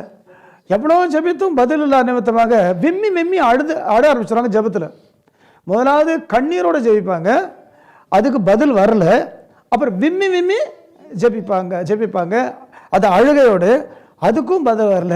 3வது பாருங்க, அல்டிமேட் பெருமூச்சினாலும் நிரப்புகிறார்கள். பெருமூச்சு. எங்கள் பாஸ்டர் ஜி சுந்தரம் அவர்களோடு ஒரு முறை நான் அவர் காரில் வரத்துக்கு தன மகா பாக்கியத்தை கத்தருக்கு தந்தார். ஏன்னா பெரிய பரிசுத்தவான். என்னை இன்னொரு இடத்த ட்ராப் பண்ணுறதுக்கு அவர் ஏற்றிக்கிட்டார். அவர் பின்னால் உட்கார்ந்துருக்கிறார், நான் முன்னால் டிரைவர் பக்கத்தில் டிரைவர் சீட் பக்கத்தில் உட்காந்துருக்கேன். கொஞ்சம் தூரம் காரு போச்சு. இயேசுவே ஒன்றும் சொல்ல. அவருக்கு என்ன அப்புறம் ஒரு அப்போ அந்த காலத்தில் 75 வயசு இருக்கும்னு நினைக்கிறேன். இயேசுவே. கொஞ்சம் தூரம் காரு போச்சு. இயேசுவே. கொஞ்சம் காரு போகுது. இயேசுவே. எனக்கு வழங்கலை, அநேக வருஷத்துக்கு தான் வழங்குச்சு. பெருமூச்சை கூட தேவ சமூகத்தில் வை, அதுதான் அர்த்தம். சில மனைவிமார்களுக்கு இருக்கிற வேதனை தாங்க முடியாம கிச்சன்ல விடுற பெருமூச்சு இவருக்கு பூமி அதிர்ச்சியா மாறணும். அங்க ஒரு பெரிய பெருமூச்சு விடுவாங்க. இவத்தான் பெருமூச்சு எங்க விட்டா சொல்லுங்க? பீடத்தண்டையில. ஒன்னும் ஜபிக்க முடியாது பாருங்க. இது ஒரு ஜபத்தின் ஒரு அனுபவம் ஞாபகத்தில் வைத்துக் கொடுங்க. ஜபித்து பார்த்தோம், பதில் வரல. அழுது ஜபிச்சோம், பதில் வரல. ஜபித்து பார்த்தோம், பதில் வரல. கண்ணீர் வடித்து ஜபித்து பார்த்தோம், பதில் வரல. இப்போ விம்மி அழுது ஜபித்து பார்த்தோம், அப்பயும் வரல. இப்போ என்ன பண்ணலாம்? இந்த சாமி நமக்கு வேண்டாம், வேற யாராவது ஐயா சாமியே பார்க்கலாம். எத்தனை பேர் இப்படி போறாங்க? யோபு என்ன சொல்றான் தெரியுமா உங்களுக்கு? அவரை நீ கொன்றாலும் அவர் பேரை நம்பிக்கையா இருப்பேன். அந்த காலத்து தமிழ் பெண்களை குறித்து நீங்க கேள்விப்பட்டிருப்பீங்க, நீங்களும் அப்படி இருப்பீங்க நான் நினைக்கிறேன். என்ன வந்தாலும் சரி, கல்லானாலும் கணவன், புல்லானாலும் புருஷன். நாங்க பார்த்த வரைக்கும் கர்த்தருக்கு ஸ்தோத்திரம். தேவ ஜனமே, எனக்கு நான் ஜெபித்து பார்த்தேன், பதில் இல்லை. அதுக்காக வேற சாமியை பார்க்க போயிட மாட்டேன். கண்ணீர் விடுத்து ஜெபித்தேன், பதில் இல்லை. அதற்காக வேற ஒரு கடவுளை பார்க்க நான் போயிட மாட்டேன். கடைசியில் விம்மி தான், அது கடைசியில் பெருமூச்சு தான் விடணும். ஜெபித்து பார்த்தேன், பதில் இல்லை. கண்ணீர் வடித்து ஜெபித்து பார்த்தேன், பதில் இல்லை. அழுது விம்மி ஜெபித்து பார்த்தேன், பதில் இல்லை. ஒன்று மிச்சம், பெருமூச்சு. ஒன்றும் பண்ண வேணாம். இது ஒரு அனுபவம் ஞாபகத்துச்சுங்க. தேவசமத்தில் ஒன்றும் பேச முடியல. என்னதான் பேசுவேன், என்னதான் வார்த்தையெல்லாம் செலவழிச்சாச்சு தேவசமத்தில். இயேசுவே. அது ஒரு ஜபம், அது ஒரு ஜபம். ஒண்ணுமே பண்ண முடியல. தேவ ஜனமே, தேவ சமூகத்தில் விடுகிற பெருமூச்சை கூட கர்த்தர் கவனிக்கிறார். அதுக்கப்புறம் தான் கர்த்தர் எழும்பினார். வாசிங்க மல்கியா 2ஆம் அதிகாரத்தில் வாசிக்க 13 நீங்கள் 2ஆம் தரமும் இதை செய்து கர்த்தருடைய பீடத்தை கண்ணீரினாலும் அழுகையினாலும் பெருமூச்சினாலும் நிரப்புகிறீர்கள். ஆகையால் அவர் இனி காணிக்கையை மதியார், அதை உங்கள் கைகளில் பிரியமாய் ஏற்றுக்கொள்ளவும் மாட்டார். ஏது குடிக்கிறது கஞ்சி கொப்பளத்துக்கு பன்னீர்னு தமிழ்ல சொல்லுவான். குடிக்கிறது கஞ்சி கொப்பளிக்கிறது பண்ணு. பெஞ்சாதிக்கு செய்ய அநியாயம்லாம் பண்ணிட்டு இவர் தசமாக கொடுப்பாரு. பெஞ்சாதி அடிச்சுட்டு வந்து அதே கையால் காணிக்கை கொடுப்பாரு. அவர் சொல்றாரு உன் காணிக்கை நான் மதிக்க மாட்டேன்னு சொல்றாரு. காரணம் என்ன? பெருமூச்சின் ஜெபத்தை நான் கேட்டேன். ஆமென். அப்படியானால் தேவ ஜனமே, பெண்களுக்கு மட்டுமல்ல ஆண்களுக்கும் அதுதான் ஒரு இது. வேலை ஸ்தலமானாலும் சரி, சமுதாயமாக இருந்தாலும் சரி, அளவுக்கு மீறி துன்பப்படுத்துகிறாங்க. ஜெபிச்சு பார்த்தோம், எவ்வளோ காலம் ஜெபிச்சு பார்த்தோம், பதில் வரல. கண்ணீர் வற்றி ஜெபித்து பார்த்தோம், பதில் வரல. விம்மி அழுது பார்த்தோம், ஜெபம் அப்போ பதில் வரல. பெருமூச்சு விடலாம் தேவசத்தில். நேராக தேவசத்தில் போய் பாருங்க, பெரிய பெரிய பரிசுத்தவான்களுடைய பிரசங்கத்தை மட்டுமல்ல வாழ்க்கையை பார்த்து கற்றுக்கொள்வோம். ஆமீன். குருகுல வாசன்னா என்னன்னு நம்ம உங்க எல்லாருக்கும் தெரியலையா? குருகுல வாசன்னா என்ன அர்த்தம் சொல்லுங்க? குரு போதிப்பதையும் அவர்கள் கேட்டு கற்றுக்கொள்வார்கள், குருடைய வாழ்க்கையை பார்த்து கற்றுக்கொள்வார்கள். அப்படிப்பட்ட ஒரு மனுஷன் தான் எங்களுடைய ஆவிக்கிற தாப்பன பாசி ஜி சுந்தரம் அவர்கள். இயேசுவே என்றைக்கு சொன்ன வார்த்தை எப்போ இருக்கும்? 1975 18 தான் வச்சு, 80 இருக்காது, அதுக்கு முன்னால் இருக்கும். 18 தான் வச்சுங்களேன். இப்போ எத்தனை வருஷம் ஆச்சு? 40 வருஷத்துக்கு மேலே ஆச்சு. அந்த சத்தம் இன்னும் காதில் துணிக்குது. இயேசுவே கத்திரக்கோடா குடிச்சு தோத்துரும்.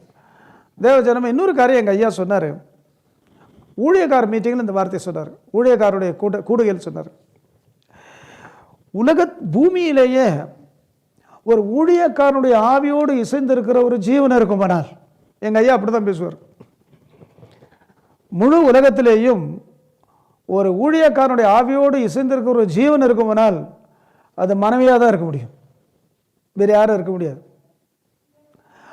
உங்களுடைய பாரங்கள், நீ ஜெபிங்கள் கத்தடத்தில் போய், நீங்கள் ஜெபித்தது உங்களுக்கு போதவில்லை என்று சொல்ல மனைவிமாரை அடுத்து அவரிடத்தில் உங்கள் பாரத்தை சொல்லி இருவருமாய் ஜெபியுங்கள். ஆனால் மனைவியும் ஒத்துழைக்கவில்லை என்று வைத்துக் கொண்டால், நல்லா கவனிங்க அவர் சொன்ன வார்த்தையை. மனைவி, சில மனைவிமார்கள் எப்படி இருப்பாங்க? எல்லாம் நம்ம மனைவிமார்கள் இருப்பாங்க. நீங்கள் வாயை வச்சுக்கிட்டு சும்மா இருங்க சொல்லப்பட்டாங்க, கையை காலம் முடக்கிட்டு சும்மா இருங்க சொல்லப்பட்டாங்களா? இந்த மாதிரி மனைவிட்ட போய் சொல்லலாமா? ஹவுஸ் விசிட்டுக்கு மனைவியை கூட்டிகிட்டு போகிறார் பாஸ்டர்னு வச்சுங்க, ஜிப்பா வச்சுலாம் போட்டு மீசையெல்லாம் எடுத்துட்டு முடியெல்லாம் சின்ன சின்னதாக வெட்டி மனைவி மாதிரி கடத்தி கொண்டு போய் கண்ணை மூடிட்டு ஒரு ஹவுஸிங் போகும்போது அங்கே என்ன சொல்லுவாங்க சொன்னாங்க, ஐயா பாஸ்டர் இது மாதிரி பிரச்சனை இருக்குது அப்படி இருக்குன்னு கண்ணை மூடி என்ன சொன்னாங்க, கவலைப்படாதீங்க பிரதர், கவலைப்படாத சிஸ்டர், நன்றாக செய்வீங்கள், கர்த்தர் உங்களுக்கு பெரிய காரியங்கள் செய்வார். சொன்னவுடனே மனைவி பக்கத்தில், இவர் இதான் சொல்கிறாரா, இவர் தத்தி, அவர் என்ன பண்ணுவார், 3 கண்ணை திறந்துருவார். அடுத்த ஒரு ஹவுஸ் விசிட்டை கூட்டிட்டு போவார மனைவிய சொல்லுங்க. தேவஜனமே அப்படி வரத்துக்கு சான்ஸ் ரொம்ப குறைவு. அப்படி வந்துருச்சுன்னா புருஷனுடைய பாடைய கஷ்டத்தையே விளங்கி கொள்ளாத ஒரு பாஸ்டரமாக இருப்பார்களானால், ஊழியக்காரமாக இருந்தார்னா, பாஸ்டர் சுந்தரையா அவர் சொன்ன வார்த்தையை கவனிங்க. உலகத்திலேயே ஒரு ஊழியக்காருடைய ஆவியோடு இசைந்திருக்கிற ஒரு ஜீவனம் இருக்குமானால் அது அதனுடைய மனைவியாக தான் இருக்க முடியும். ஆகையினாலே உங்களுடைய ஜெபியுங்கள், ஜெபித்து உங்களுக்கு பாரம் தனியாக விட்டால் மனைவிமார்கிட்ட சொல்லி இருவருமே ஜெபியுங்கள். மனைவியும் விளங்கி கொள்ளாவிட்டால் அடுத்த வார்த்தை கவனிங்க, தேவ சமூகத்தில் தனித்து விழுந்து கடங்க சொன்னார். அவர் God is so real. மனைவியும் விளங்கி கொள்ளவில்லையா, தேவ சமூகத்தில் விழுந்து எடுக்க. அதுக்கப்புறம் நடவடிக்கை எடுக்க ஆரம்பிச்சிடாதீங்க. பாருங்க, இந்த கண்ணால் பார்த்தது ஒரு பாஸ்டர் எனக்கு சொன்னார். சென்னைமா நகரத்தில் ஒரு ஐஸ்வர்யவாட்டி, பெரிய ஐஸ்வர்யவான், அவங்க மனைவிக்கு செய்வனை வச்சுட்டாங்க. எப்போ நான் சொல்ல 70s செய்வனை வச்ச பிறகு எங்கள் அப்போஸ்தலர் சபையில் தான் போய் ஜெபிக்க போயிருக்காங்க.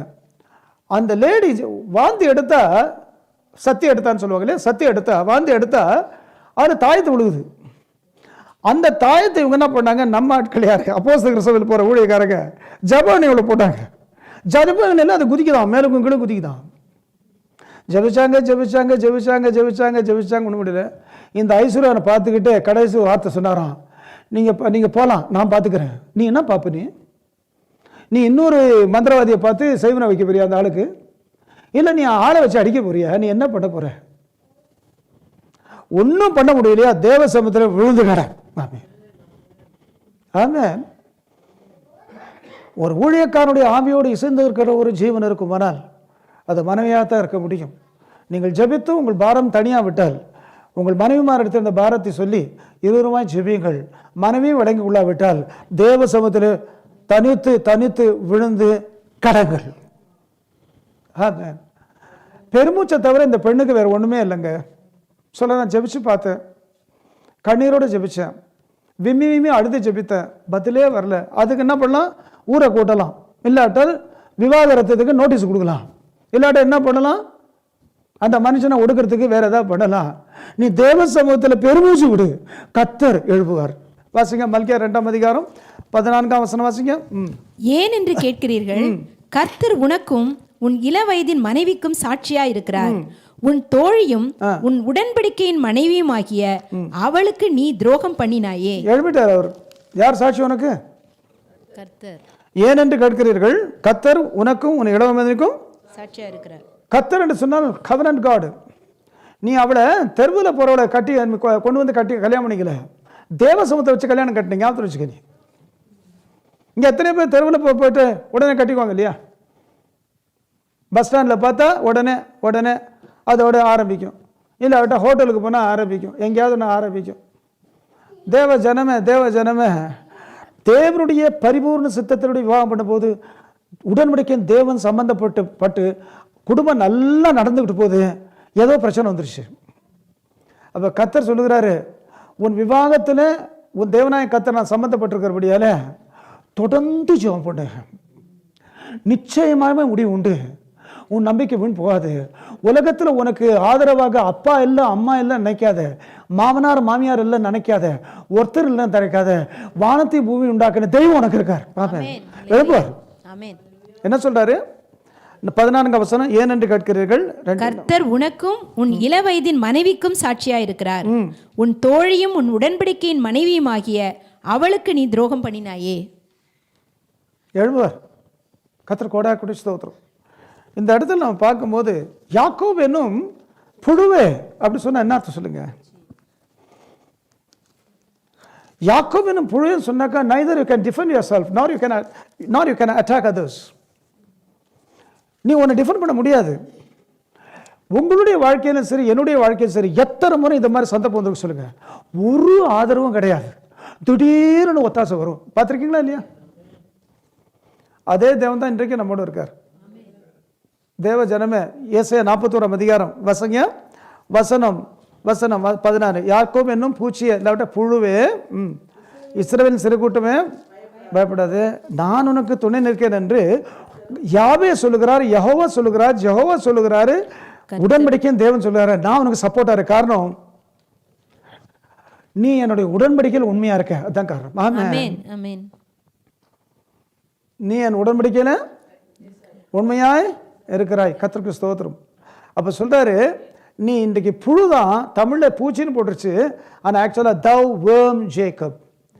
அப்ப புழுக்கு என்ன கிடையாது? உடம்புல எலும்பு கிடையாது, காலால் மிதிச்சா நசுங்கி போயிடும், மற்றவங்களை தாக்க முடியாது, வாயில பல்லு கிடையாது, கொடுக்கு கிடையாது, அப்படின்னா தாக்கவும் முடியாது தற்காக்கவும் முடியாது. இருக்கும்போது சொல்றாரு, நீ தாக்கவும் முடியாது தற்காக்கவும் முடியாது, ஆனா நீ தேவனோட உடன்படிக்கை பண்ணிருக்க, அதை மட்டும் ஞாபகம் வச்சுக்க. நீ தேவனோட உடன்படிக்கை செய்திருக்கிற, அதை ஞாபகம் வச்சுக்க. நீ அவர் சொல்லுகிறாரு, இன்றைக்கு இவ்வளோ பலட்சியப்பட்டு போயிட்ட, உன்னால தாக்கவும் முடியாது தற்காக்கவும் முடியாது, அப்படி நிலைக்கு வந்துட்ட. உன்னை நான் என்ன செய்ய போறேன் என்றால், வாசிங்க 14-15 இணைத்து வாசிங்க. யாக்கோபு என்னும் பூச்சியே, இஸ்ரவேலின் சிறு கூட்டமே பயப்படாதே, நான் உனக்கு துணை நிற்கிறேன் என்று கர்த்தரும் இஸ்ரவேலின் பரிசுத்தருமாகிய உன் மீட்பர் உரைக்கிறார். இதோ போர் அடிக்கிறதற்கு நான் உன்னை புதிதும் கூர்மையுமான பற்களுள்ள எந்திரமாக்குகிறேன். நீ மலைகளை மிதித்து நொறுக்கி குன்றுகளை பதருக்கு ஒப்பாக்கி விடுவார். பாருங்க என்ன சொல்றாரு, உனக்கு பல்லு கிடையாது, கர்த்தருக்கு ஸ்தோத்திரம். அதே அமெரிக்கன் பிரீச்சர் சொல்றாரு, because the worm has no teeth, God said I will give you a set of false teeth அப்படி சொல்றாரு. கத்த அப்படி போடலைங்க. அவர் சுகத்து வாஷம் சொன்னார். இங்கே என்ன எழுதப்பட்ட பாரு, யாக்கோபு இதோ போரடிக்கிறதுக்கு நான் உன்னை புதிதும் குறுங்குள்ள பற்குள்ள. சில பேர் சொல்லுவாங்க அவன் அவன் வயிறெல்லாம் என்ன இருக்கு, பல்லு இல்லையா, அவனுக்கு வயிற்றுல பல்லு வெளியே தெரியாது. அவர் சொல்லுகிறாரு, உன்னை முழுவதுமாக ஒரு இயந்திரமாய் மாற்றுகிறேன். வாசிக்க 15, இதோ போரடிக்கிறதுக்கு நான் உன்னை புதிதும் குறுமான பற்கள் உள்ள இயந்திரமாக்குறேன். உன்னை ஏன் இவ்வளவு நான் நொறுக்கிட்டேன்னா, எல்லாரும் கவனிங்க, யாரோட கத்தர் பேசுறா எனக்கு தெரியல, ஊடகத்தின் வாயிலாக யாரோட பேசுறா எனக்கு தெரியல. இவ்வளவு உன்னை கத்தர் ஒடுக்கி டிஃபென்ஸ்லெஸ்ஸா போய் நீ மற்றவங்களை எதிர்க்க முடியாமல் போய் ஒரு புழுவாய் போய் நீ இவ்வளவாய் நீ பலட்சிப்பட்டு போன காரணம் என்னன்னா, உன்னை நான் அடைத்தது சின்ன சின்ன கல்லை உடைக்க அழைக்கல, எவ்வளவா உன் நொறுக்கி உன்னை நம்ம ஆக்கணும் அவ்வளவா உன்னை பயன்படுத்துவதற்காக. என்ன சொல்ற பாருங்க, இதோ போரடிக்கிறதுக்கு நான் உன்னை புதிதும் கூர்மையான பற்களுள்ள இயந்திரமாக்குகிறேன். நீ மலைகளை மிதித்து நொறுக்கி குன்றுகளை பதருக்கு ஒப்பாக்கி விடுவாய். நொறுக்கிடுவேன் அந்த ஆட்களை. நீ காரணம் நீ புழுதான்.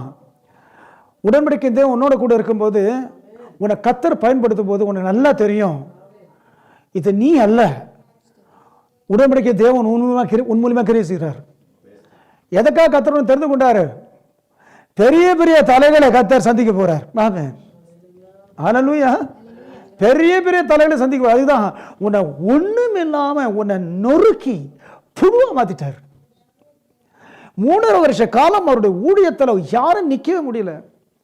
ஒரு முறை ஒருத்தனை லெஃப்ட் அண்ட் ரைட்டாக கொடுத்துக்கிட்டு இருக்காரு, இன்னொருத்தனுக்கு ஒரே ஒரே சந்தோஷம், கொடுக்கட்டும். ஒரு இளைஞர் வந்திருக்கார், கொடுக்கட்டும். இவனை அடக்க யாருமே இல்லை, கொடுக்கட்டும்.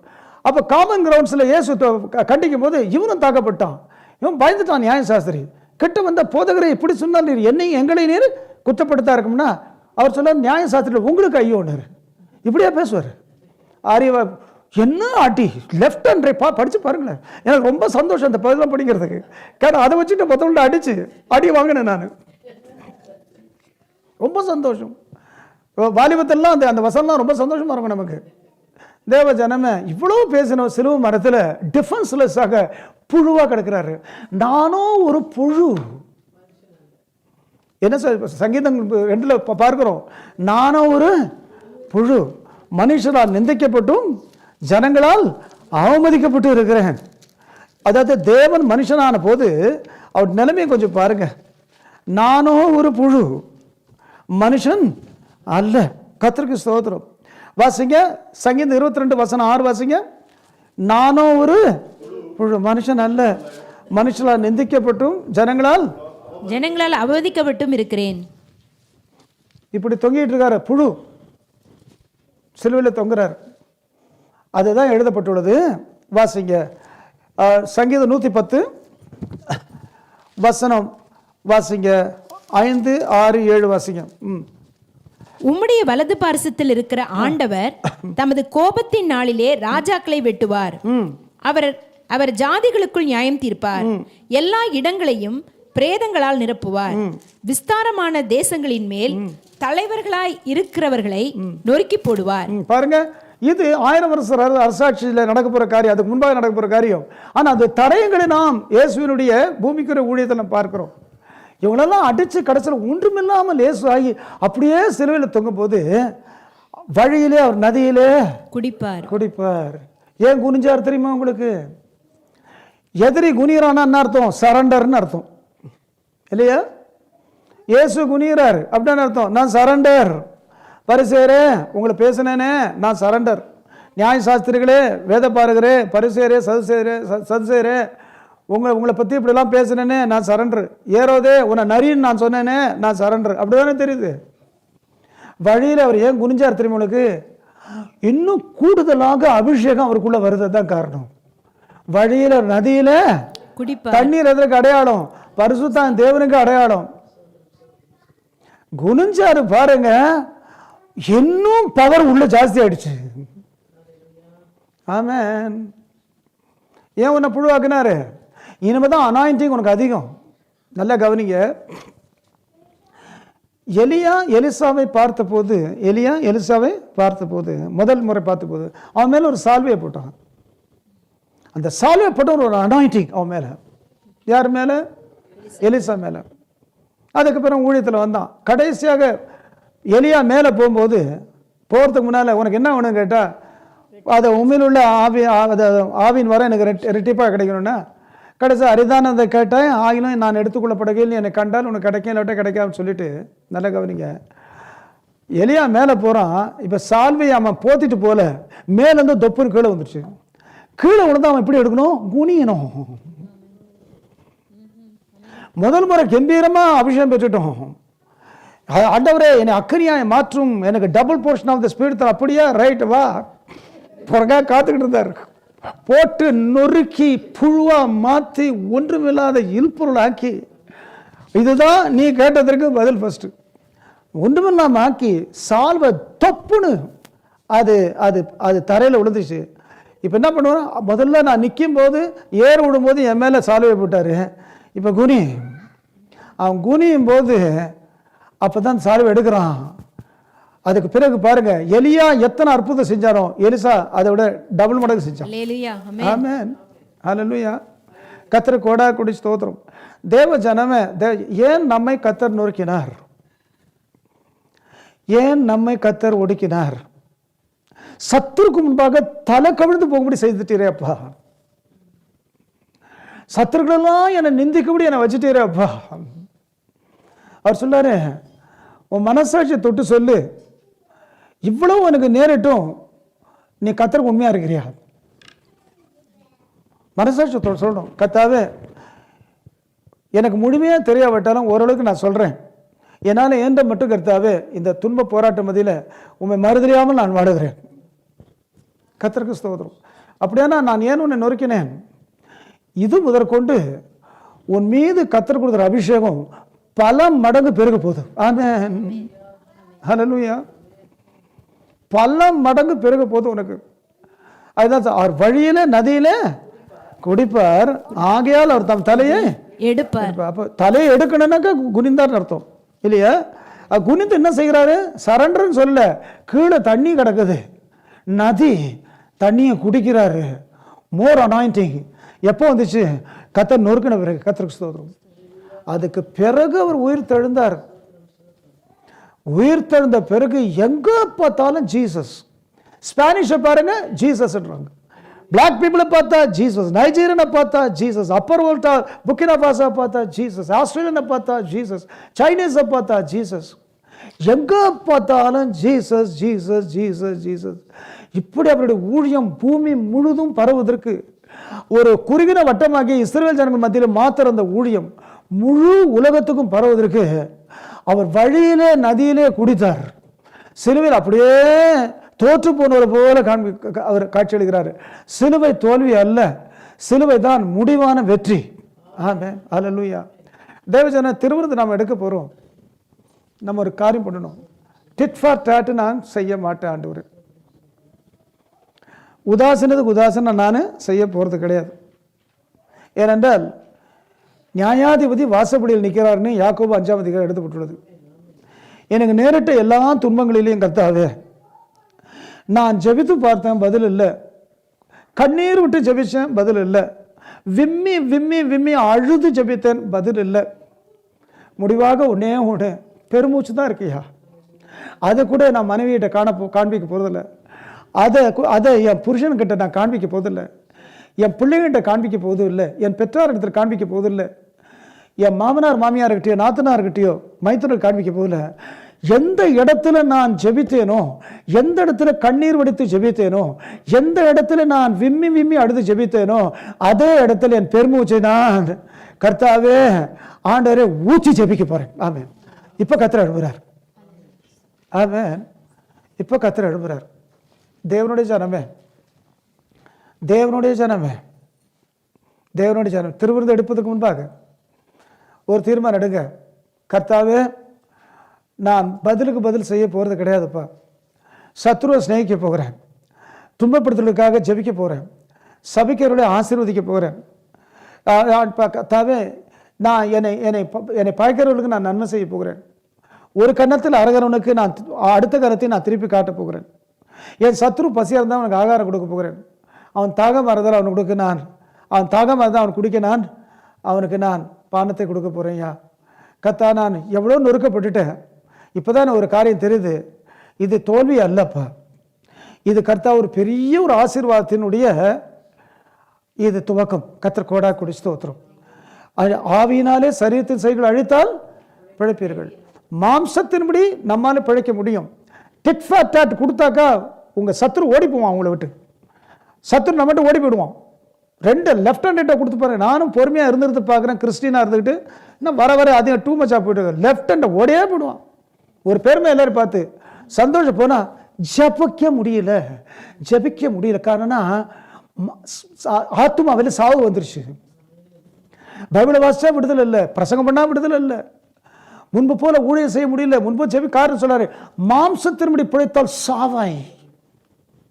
அது சரீர பிரகாரமாக சாவது அல்ல, ஆத்துமாவிலே சாவு ஆரம்பிக்கும்.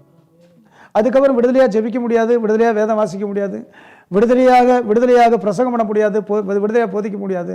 அவர் சொல்றாரு, இதை தொடர்ந்து சகித்து கொண்டு நிச்சயமாகவே முடிவு உண்டு. உன் பெருமூச்சின் ஜெபத்தை கர்த்தர் மறக்கவில்லை. உன்னை விளங்கிக் கொள்ளாமல் அநேகர் இருந்தாலும் ஒருவரும் உன்னை விளங்கிக் கொள்ளவில்லையா? ஒரே ஒரு காரியம் செய்ய, உன் பெருமூச்சை கூட தேவசமத்தை ஊற்றி தேவசம் விடுது கடை. வார்த்தை இல்லை ஆண்டவர் ஜெபிக்க, வார்த்தை இல்லை. நீ ஒரே ஒரு காரியம் செய், தேவசம் போய் இயேசுவே என்ன நடக்குதோ அவருக்கு தெரியும். எல்லா கண்களை போடலாமா? கர்த்தாவே முகிஸ்தோத்திரம். ஆண்டவரே, திருவிருந்தில் பங்கெடுக்க போகிறேன். திருவிருந்தில் நான் பங்கெடுக்க போறேன்ப்பா. நான் திருவிருந்தில் பங்கெடுக்க போது ஒரு தீர்மானம் பண்ணுகிறேன். உதாசீனத்துக்கு உதாசனம் நான் செலுத்த போறது கிடையாதுப்பா. எவ்வளவோ தீமை வந்துருச்சு ஐயா. என்னை நிந்தித்தவன் சத்ரு வந்த சகித்திருப்பேன். என் கூடவே இருக்கிறவர்கள், என் சொந்தக்காரர்கள், என் கணவர், என் மனைவி, என் கூட பிறந்தவங்க, ஆண்டவரே கர்த்தாவே என்னோட கூட இருக்கவங்க, இப்போ நீ என்ன செய்ய போற? நீ மாம்சத்தின்படி அடிச்சு அவங்கள நீ அடக்கிடலாம், ஆனால் ஆத்துமா செத்து போகும். அதுக்கப்புறம் நீ விடுதலையாக ஜெபிக்க முடியாது. அதற்கு பிறகு விடுதலையாக நீ ஆவிக்குரிய பாடல்களை பாட முடியாது, நீ ஆராதிக்க முடியாது விடுதலையாக. அதற்கு பிறகு விடுதலையாக நீ பிரசங்கம் பண்ண முடியாது, போதிக்கவும் முடியாது, பிரசங்கிக்கவும் முடியாது, போதிக்கவும் முடியாது. மாம்சத்தின்படி பிழைத்தால் சாவீர்கள், ஆவியினாலே சரீரத்தின் செய்களை அழித்தால் பிழைப்பீர்கள். என்னால் முடியலையே ஆண்டவரே, கொஞ்சம் பொறுமையாரு. இப்போ பெருமூச்சின் ஜபத்துக்குள் அவருடைய அபிஷேகம் வந்து இறங்கின உடனே அபிஷேகத்தின் பலத்தில் எழும்ப போறீங்க. இந்த ஜென்ம சோபம் உங்களை விட்டு முற்றிலுமாக நீங்க போகிறது. இந்த ஜென்ம சோபம் இது ஹெரிடிட்டரியா இருக்கலாம், ஜெனட்டிக் ரீசனா இருக்கலாம். அப்பாவுக்கு கோவக்கார, தாத்தாவுக்கு கோவக்கார, அந்த கோவம் இங்கே வந்திருக்கு. உனக்கு அந்த கோவம் வராது. அந்த கோவத்தை ஆணி வேரோட காட்ட சுட்டரிப்பார். செய்ய வேண்டிய காரியம், கர்த்தாவே ஜபித்து பார்த்தேன் பதில் இல்லை, கண்ணீர் வடித்து ஜபித்து பார்த்தேன் பதில் இல்லை, விம்மி விம்மி அழுது பார்த்து ஜபித்தேன் பதில் இல்லை. ஒன்னே ஒன்று மிச்சமா இருக்கு, பெருமூச்சு. வார்த்தையே வரமாட்டது. வார்த்தையே வரவிட்ட பரவாயில்ல, தேவசமுத்திர போய் 1 மணி நேரம் ஜபிக்கிறது போல 1 மணி நேரம் அங்கிருந்து இயேசுவேன்னு சொல்லுங்க. It's a prayer. உனக்கான எழும்ப போறேன், உனக்கான கிரியை செய்ய போகிறேன், உனக்கு நான் நியாயம் செய்ய போகிறேன். நான் ஏன் உன்னை புழுவாக்கினேன்? ஏன் இப்படி ஆதரவற்றவன் ஆக்கினேன்? ஏன் ஆதரவற்றவன் ஆக்கினேன்?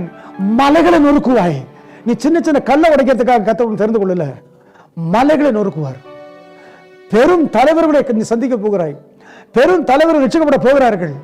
பெரும் தலைவர்கள் சத்தியத்துக்கு கர்த்தர் நடத்த போகிறாரு. அதுக்கு தான் கர்த்தர் உன்னை உடைச்சிட்டாரு. இனி கர்த்தர் உன்னை பயன்படுத்தினாலும் உனக்கு ஆவிக்குரிய பெருமையே வராது. ஆமென். திருவிருந்து எடுப்பதற்கு முன்பாக ஒரு தீர்மானம் பண்ணலாமா? கர்த்தாவே, இனி ஆண்டவரே, மாம்சத்தில் நான் பிழைக்க மாட்டேன் ஐயா. என்ன எனக்கு பிரச்சனை ஏற்பட்டாலும் சரி ஐயா, அவங்க வாயை அடக்க நான் முயற்சிக்க மாட்டேன். அவர்களை கர்த்தாவே அடக்குவதற்கு மாம்சத்தில் செயல்பட மாட்டேன். அதுக்கு பதிலாக நான் இன்னுமாய் ஒடுங்கி போக படைக்கிறேன். தேவ சமூகத்தில் நான் கர்த்தாவே ஒன்றுமில்லாமல் புகழ ஒப்படைக்கிறேன். அவர் சிறுவையில தொங்கு போது பிரிமாறல, நானோ ஒரு புழு. தெய்வம் சொல்றார், மனுஷன் கிடையாது. நான் மனுஷர்களால் நிந்திக்கப்பட்டு ஜனங்களால் அவமதிக்கப்பட்டு இருக்கிறேன். கர்த்தர் சொல்றாரு, this is not the end of your life.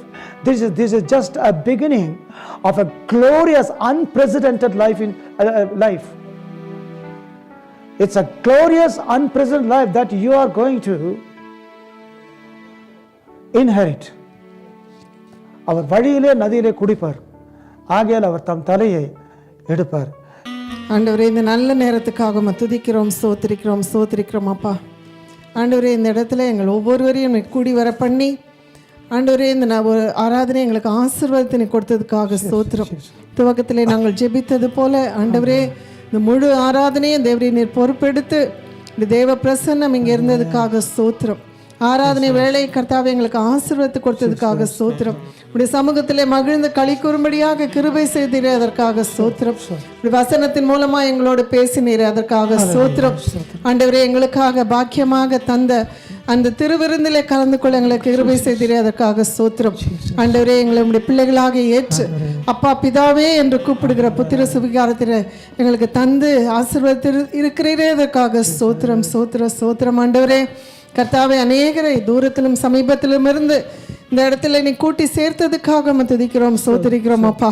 ஆண்டவரே, எங்களுடைய இருதயத்தின் ஆழத்திலிருந்து நாங்கள் கேட்கிற விண்ணப்பங்களையும் நீர் கேட்டு விசாரித்து பதில் தருகிற நல்ல தேவனாக நீர் இருக்கிறதுக்காக உமக்கு ஸ்தோத்திரம். ஆண்டவரே, பாஸ்டர் சொன்னது போல ஆண்டவரே, மீதியாக இருக்கிற அந்த அப்பத்துக்கும் மீதியாக இருக்கிற அந்த ரசத்துக்கும் ஏற்ற ஆத்துமாக்களை தேவரே நீர் கொண்டு வந்து சேர்க்க வேண்டுமா நாங்கள் கேட்கிறோம். இப்படிய கரம் அசைய ஆரம்பித்திருக்கிறதை நாங்கள் பார்க்கிறோம், விசுவாசிக்கிறோம், அறிக்கை செய்கிறோம்.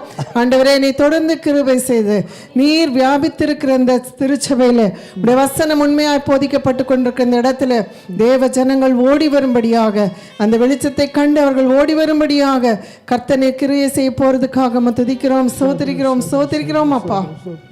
ஆண்டவரே, மீடியா மூலமாக ஜாயின் பண்ணியிருக்கிற ஒவ்வொருக்காக கூட நாங்கள் ஜெபிக்கிறோம்.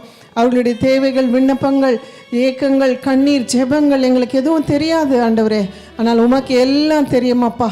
அவர்களுடைய ஒவ்வொருவரையும் கர்த்தாவே நீர் ஆசீர்வதியும், அவர்கள் தேவைகளுக்கு நீ சந்தித்து அவர்களுக்கு நீ பதில் தர வேணுமாய் நாங்கள் கேட்குறோம் அப்பா. ஆண்டவரே, இந்த ஊழியை நடத்துகிற ஊழியக்காரருக்கும் பாஸ்டமாக்காக நாங்கள் ஜெபிக்கிறோம். ஆண்டவரே, இந்த வயதான காலத்திலும் நீங்கள் சுவாமி பலப்படுத்தி இம்மட்டுமாய் சுவாமி நீ இப்போ ஊழியத்தை செய்ய கிருபை செய்து கொண்டு வருகிறீரே, அதற்காக சோத்திரம். எங்கள் எல்லாருக்கும் கர்த்தாவே ஒரு சாட்சியாய் நாங்கள் கற்றுக்கொள்ளக்கூடிய ஒரு நபர்களாய் நீர் எங்களுக்கு முன்பாக மாதிரியாய் வைத்திருக்கிறதுக்காக துதிக்கிறோம், ஸ்தோத்திரிக்கிறோம். தொடர்ந்து நீ பெரிய காரியங்களை செய்ய வேணுமா நாங்கள் கேட்குறோம் அப்பா. தொடர்ந்து பலத்தினால் இடைக்கட்டி ஆண்டவரே அவர்களுடைய தேவைகளை எல்லாம் சந்தித்து அவள் விண்ணப்பங்களை எல்லாம் நீ கேட்டு ஆசீர்வதித்து ஆண்டவரே தொடர்ந்து ஊழியத்தில் நீ மகிமைப்பட வேணுமா நாங்கள் கேட்கிறோம். இந்த நல்ல நாளிலே எங்களை வர செய்தீரே, அதற்காக ஸ்தோத்திரம். எங்களை ஆசீர்வதித்தீரே, அதற்காக ஸ்தோத்திரம். தேவ பிரசன்னத்தோடு நாங்கள் கடந்து செல்லுகிறோம். உலகத்துக்குள்ளா நாங்கள் கடந்து போகும்பொழுதும் எங்கள் மாறாத தேவரே நீர் எங்களோட கூட இருந்து நாங்கள் ஒரு புழுவாக இருந்தாலும், நாங்கள் எங்களையே டிஃபெண்ட் பண்ண எங்களுக்கு பலன் இல்லாமல் இருந்தாலும், அட்டாக் பண்ண எங்களுக்கு பலன் இல்லாமல் இருந்தாலும், சர்வ வல்லமுள்ள தேவனாகிய கர்த்தர் நீர் எங்களுக்கு இருக்கிறீர் என்கிற ஒரு பெரிய ஒரு வாக்குத்தத்தத்தோடு நாங்கள் கடந்து செல்கிறோம். நீர் எங்களோடு கூட வாரும், மீதியான நாட்களோடு உங்களுடைய பிரசன்னம் எங்களோட கூட இருக்கட்டும். ஒவ்வொருவருக்கும் தேவரீர் என்ன தேவ சித்தத்தை வைத்திருக்கிறீரோ அதை நிறைவேற்றுகிறவர்களாக நாங்கள் ஒவ்வொருவரும் வாழ எங்கள் ஒவ்வொருவருக்கும் கிருபை தந்துவிட வேண்டுமா நாங்கள் கேட்கிறோம் அப்பா. காத்துக்கொள்ளும், பொறுப்பெடுத்துக் கொள்ளும். இயேசுவின் மூலம் ஜெபிக்கிறோம் பிதாவே, ஆமென் ஆமென். தேவ ஆசீர்வாதத்தை நாங்கள் பெற்றுக்கொள்ளலாம். நம்முடைய கர்த்தராகிய இயேசு கிறிஸ்துவின் கிருபையும் பிதாவாகிய தேவனுடைய அன்பும் பரிசுத்த ஆவியானவருடைய ஐக்கியமும் நம் அனைவரோடு கூட உலகம் எங்கும் உள்ள பரிசுத்தரோடு கூட என்றும் என்றும் சதா காலங்களும் இருப்பதாக. ஆமென் ஆமென் ஆமென். ஹல்லேலூயா ஆமென்.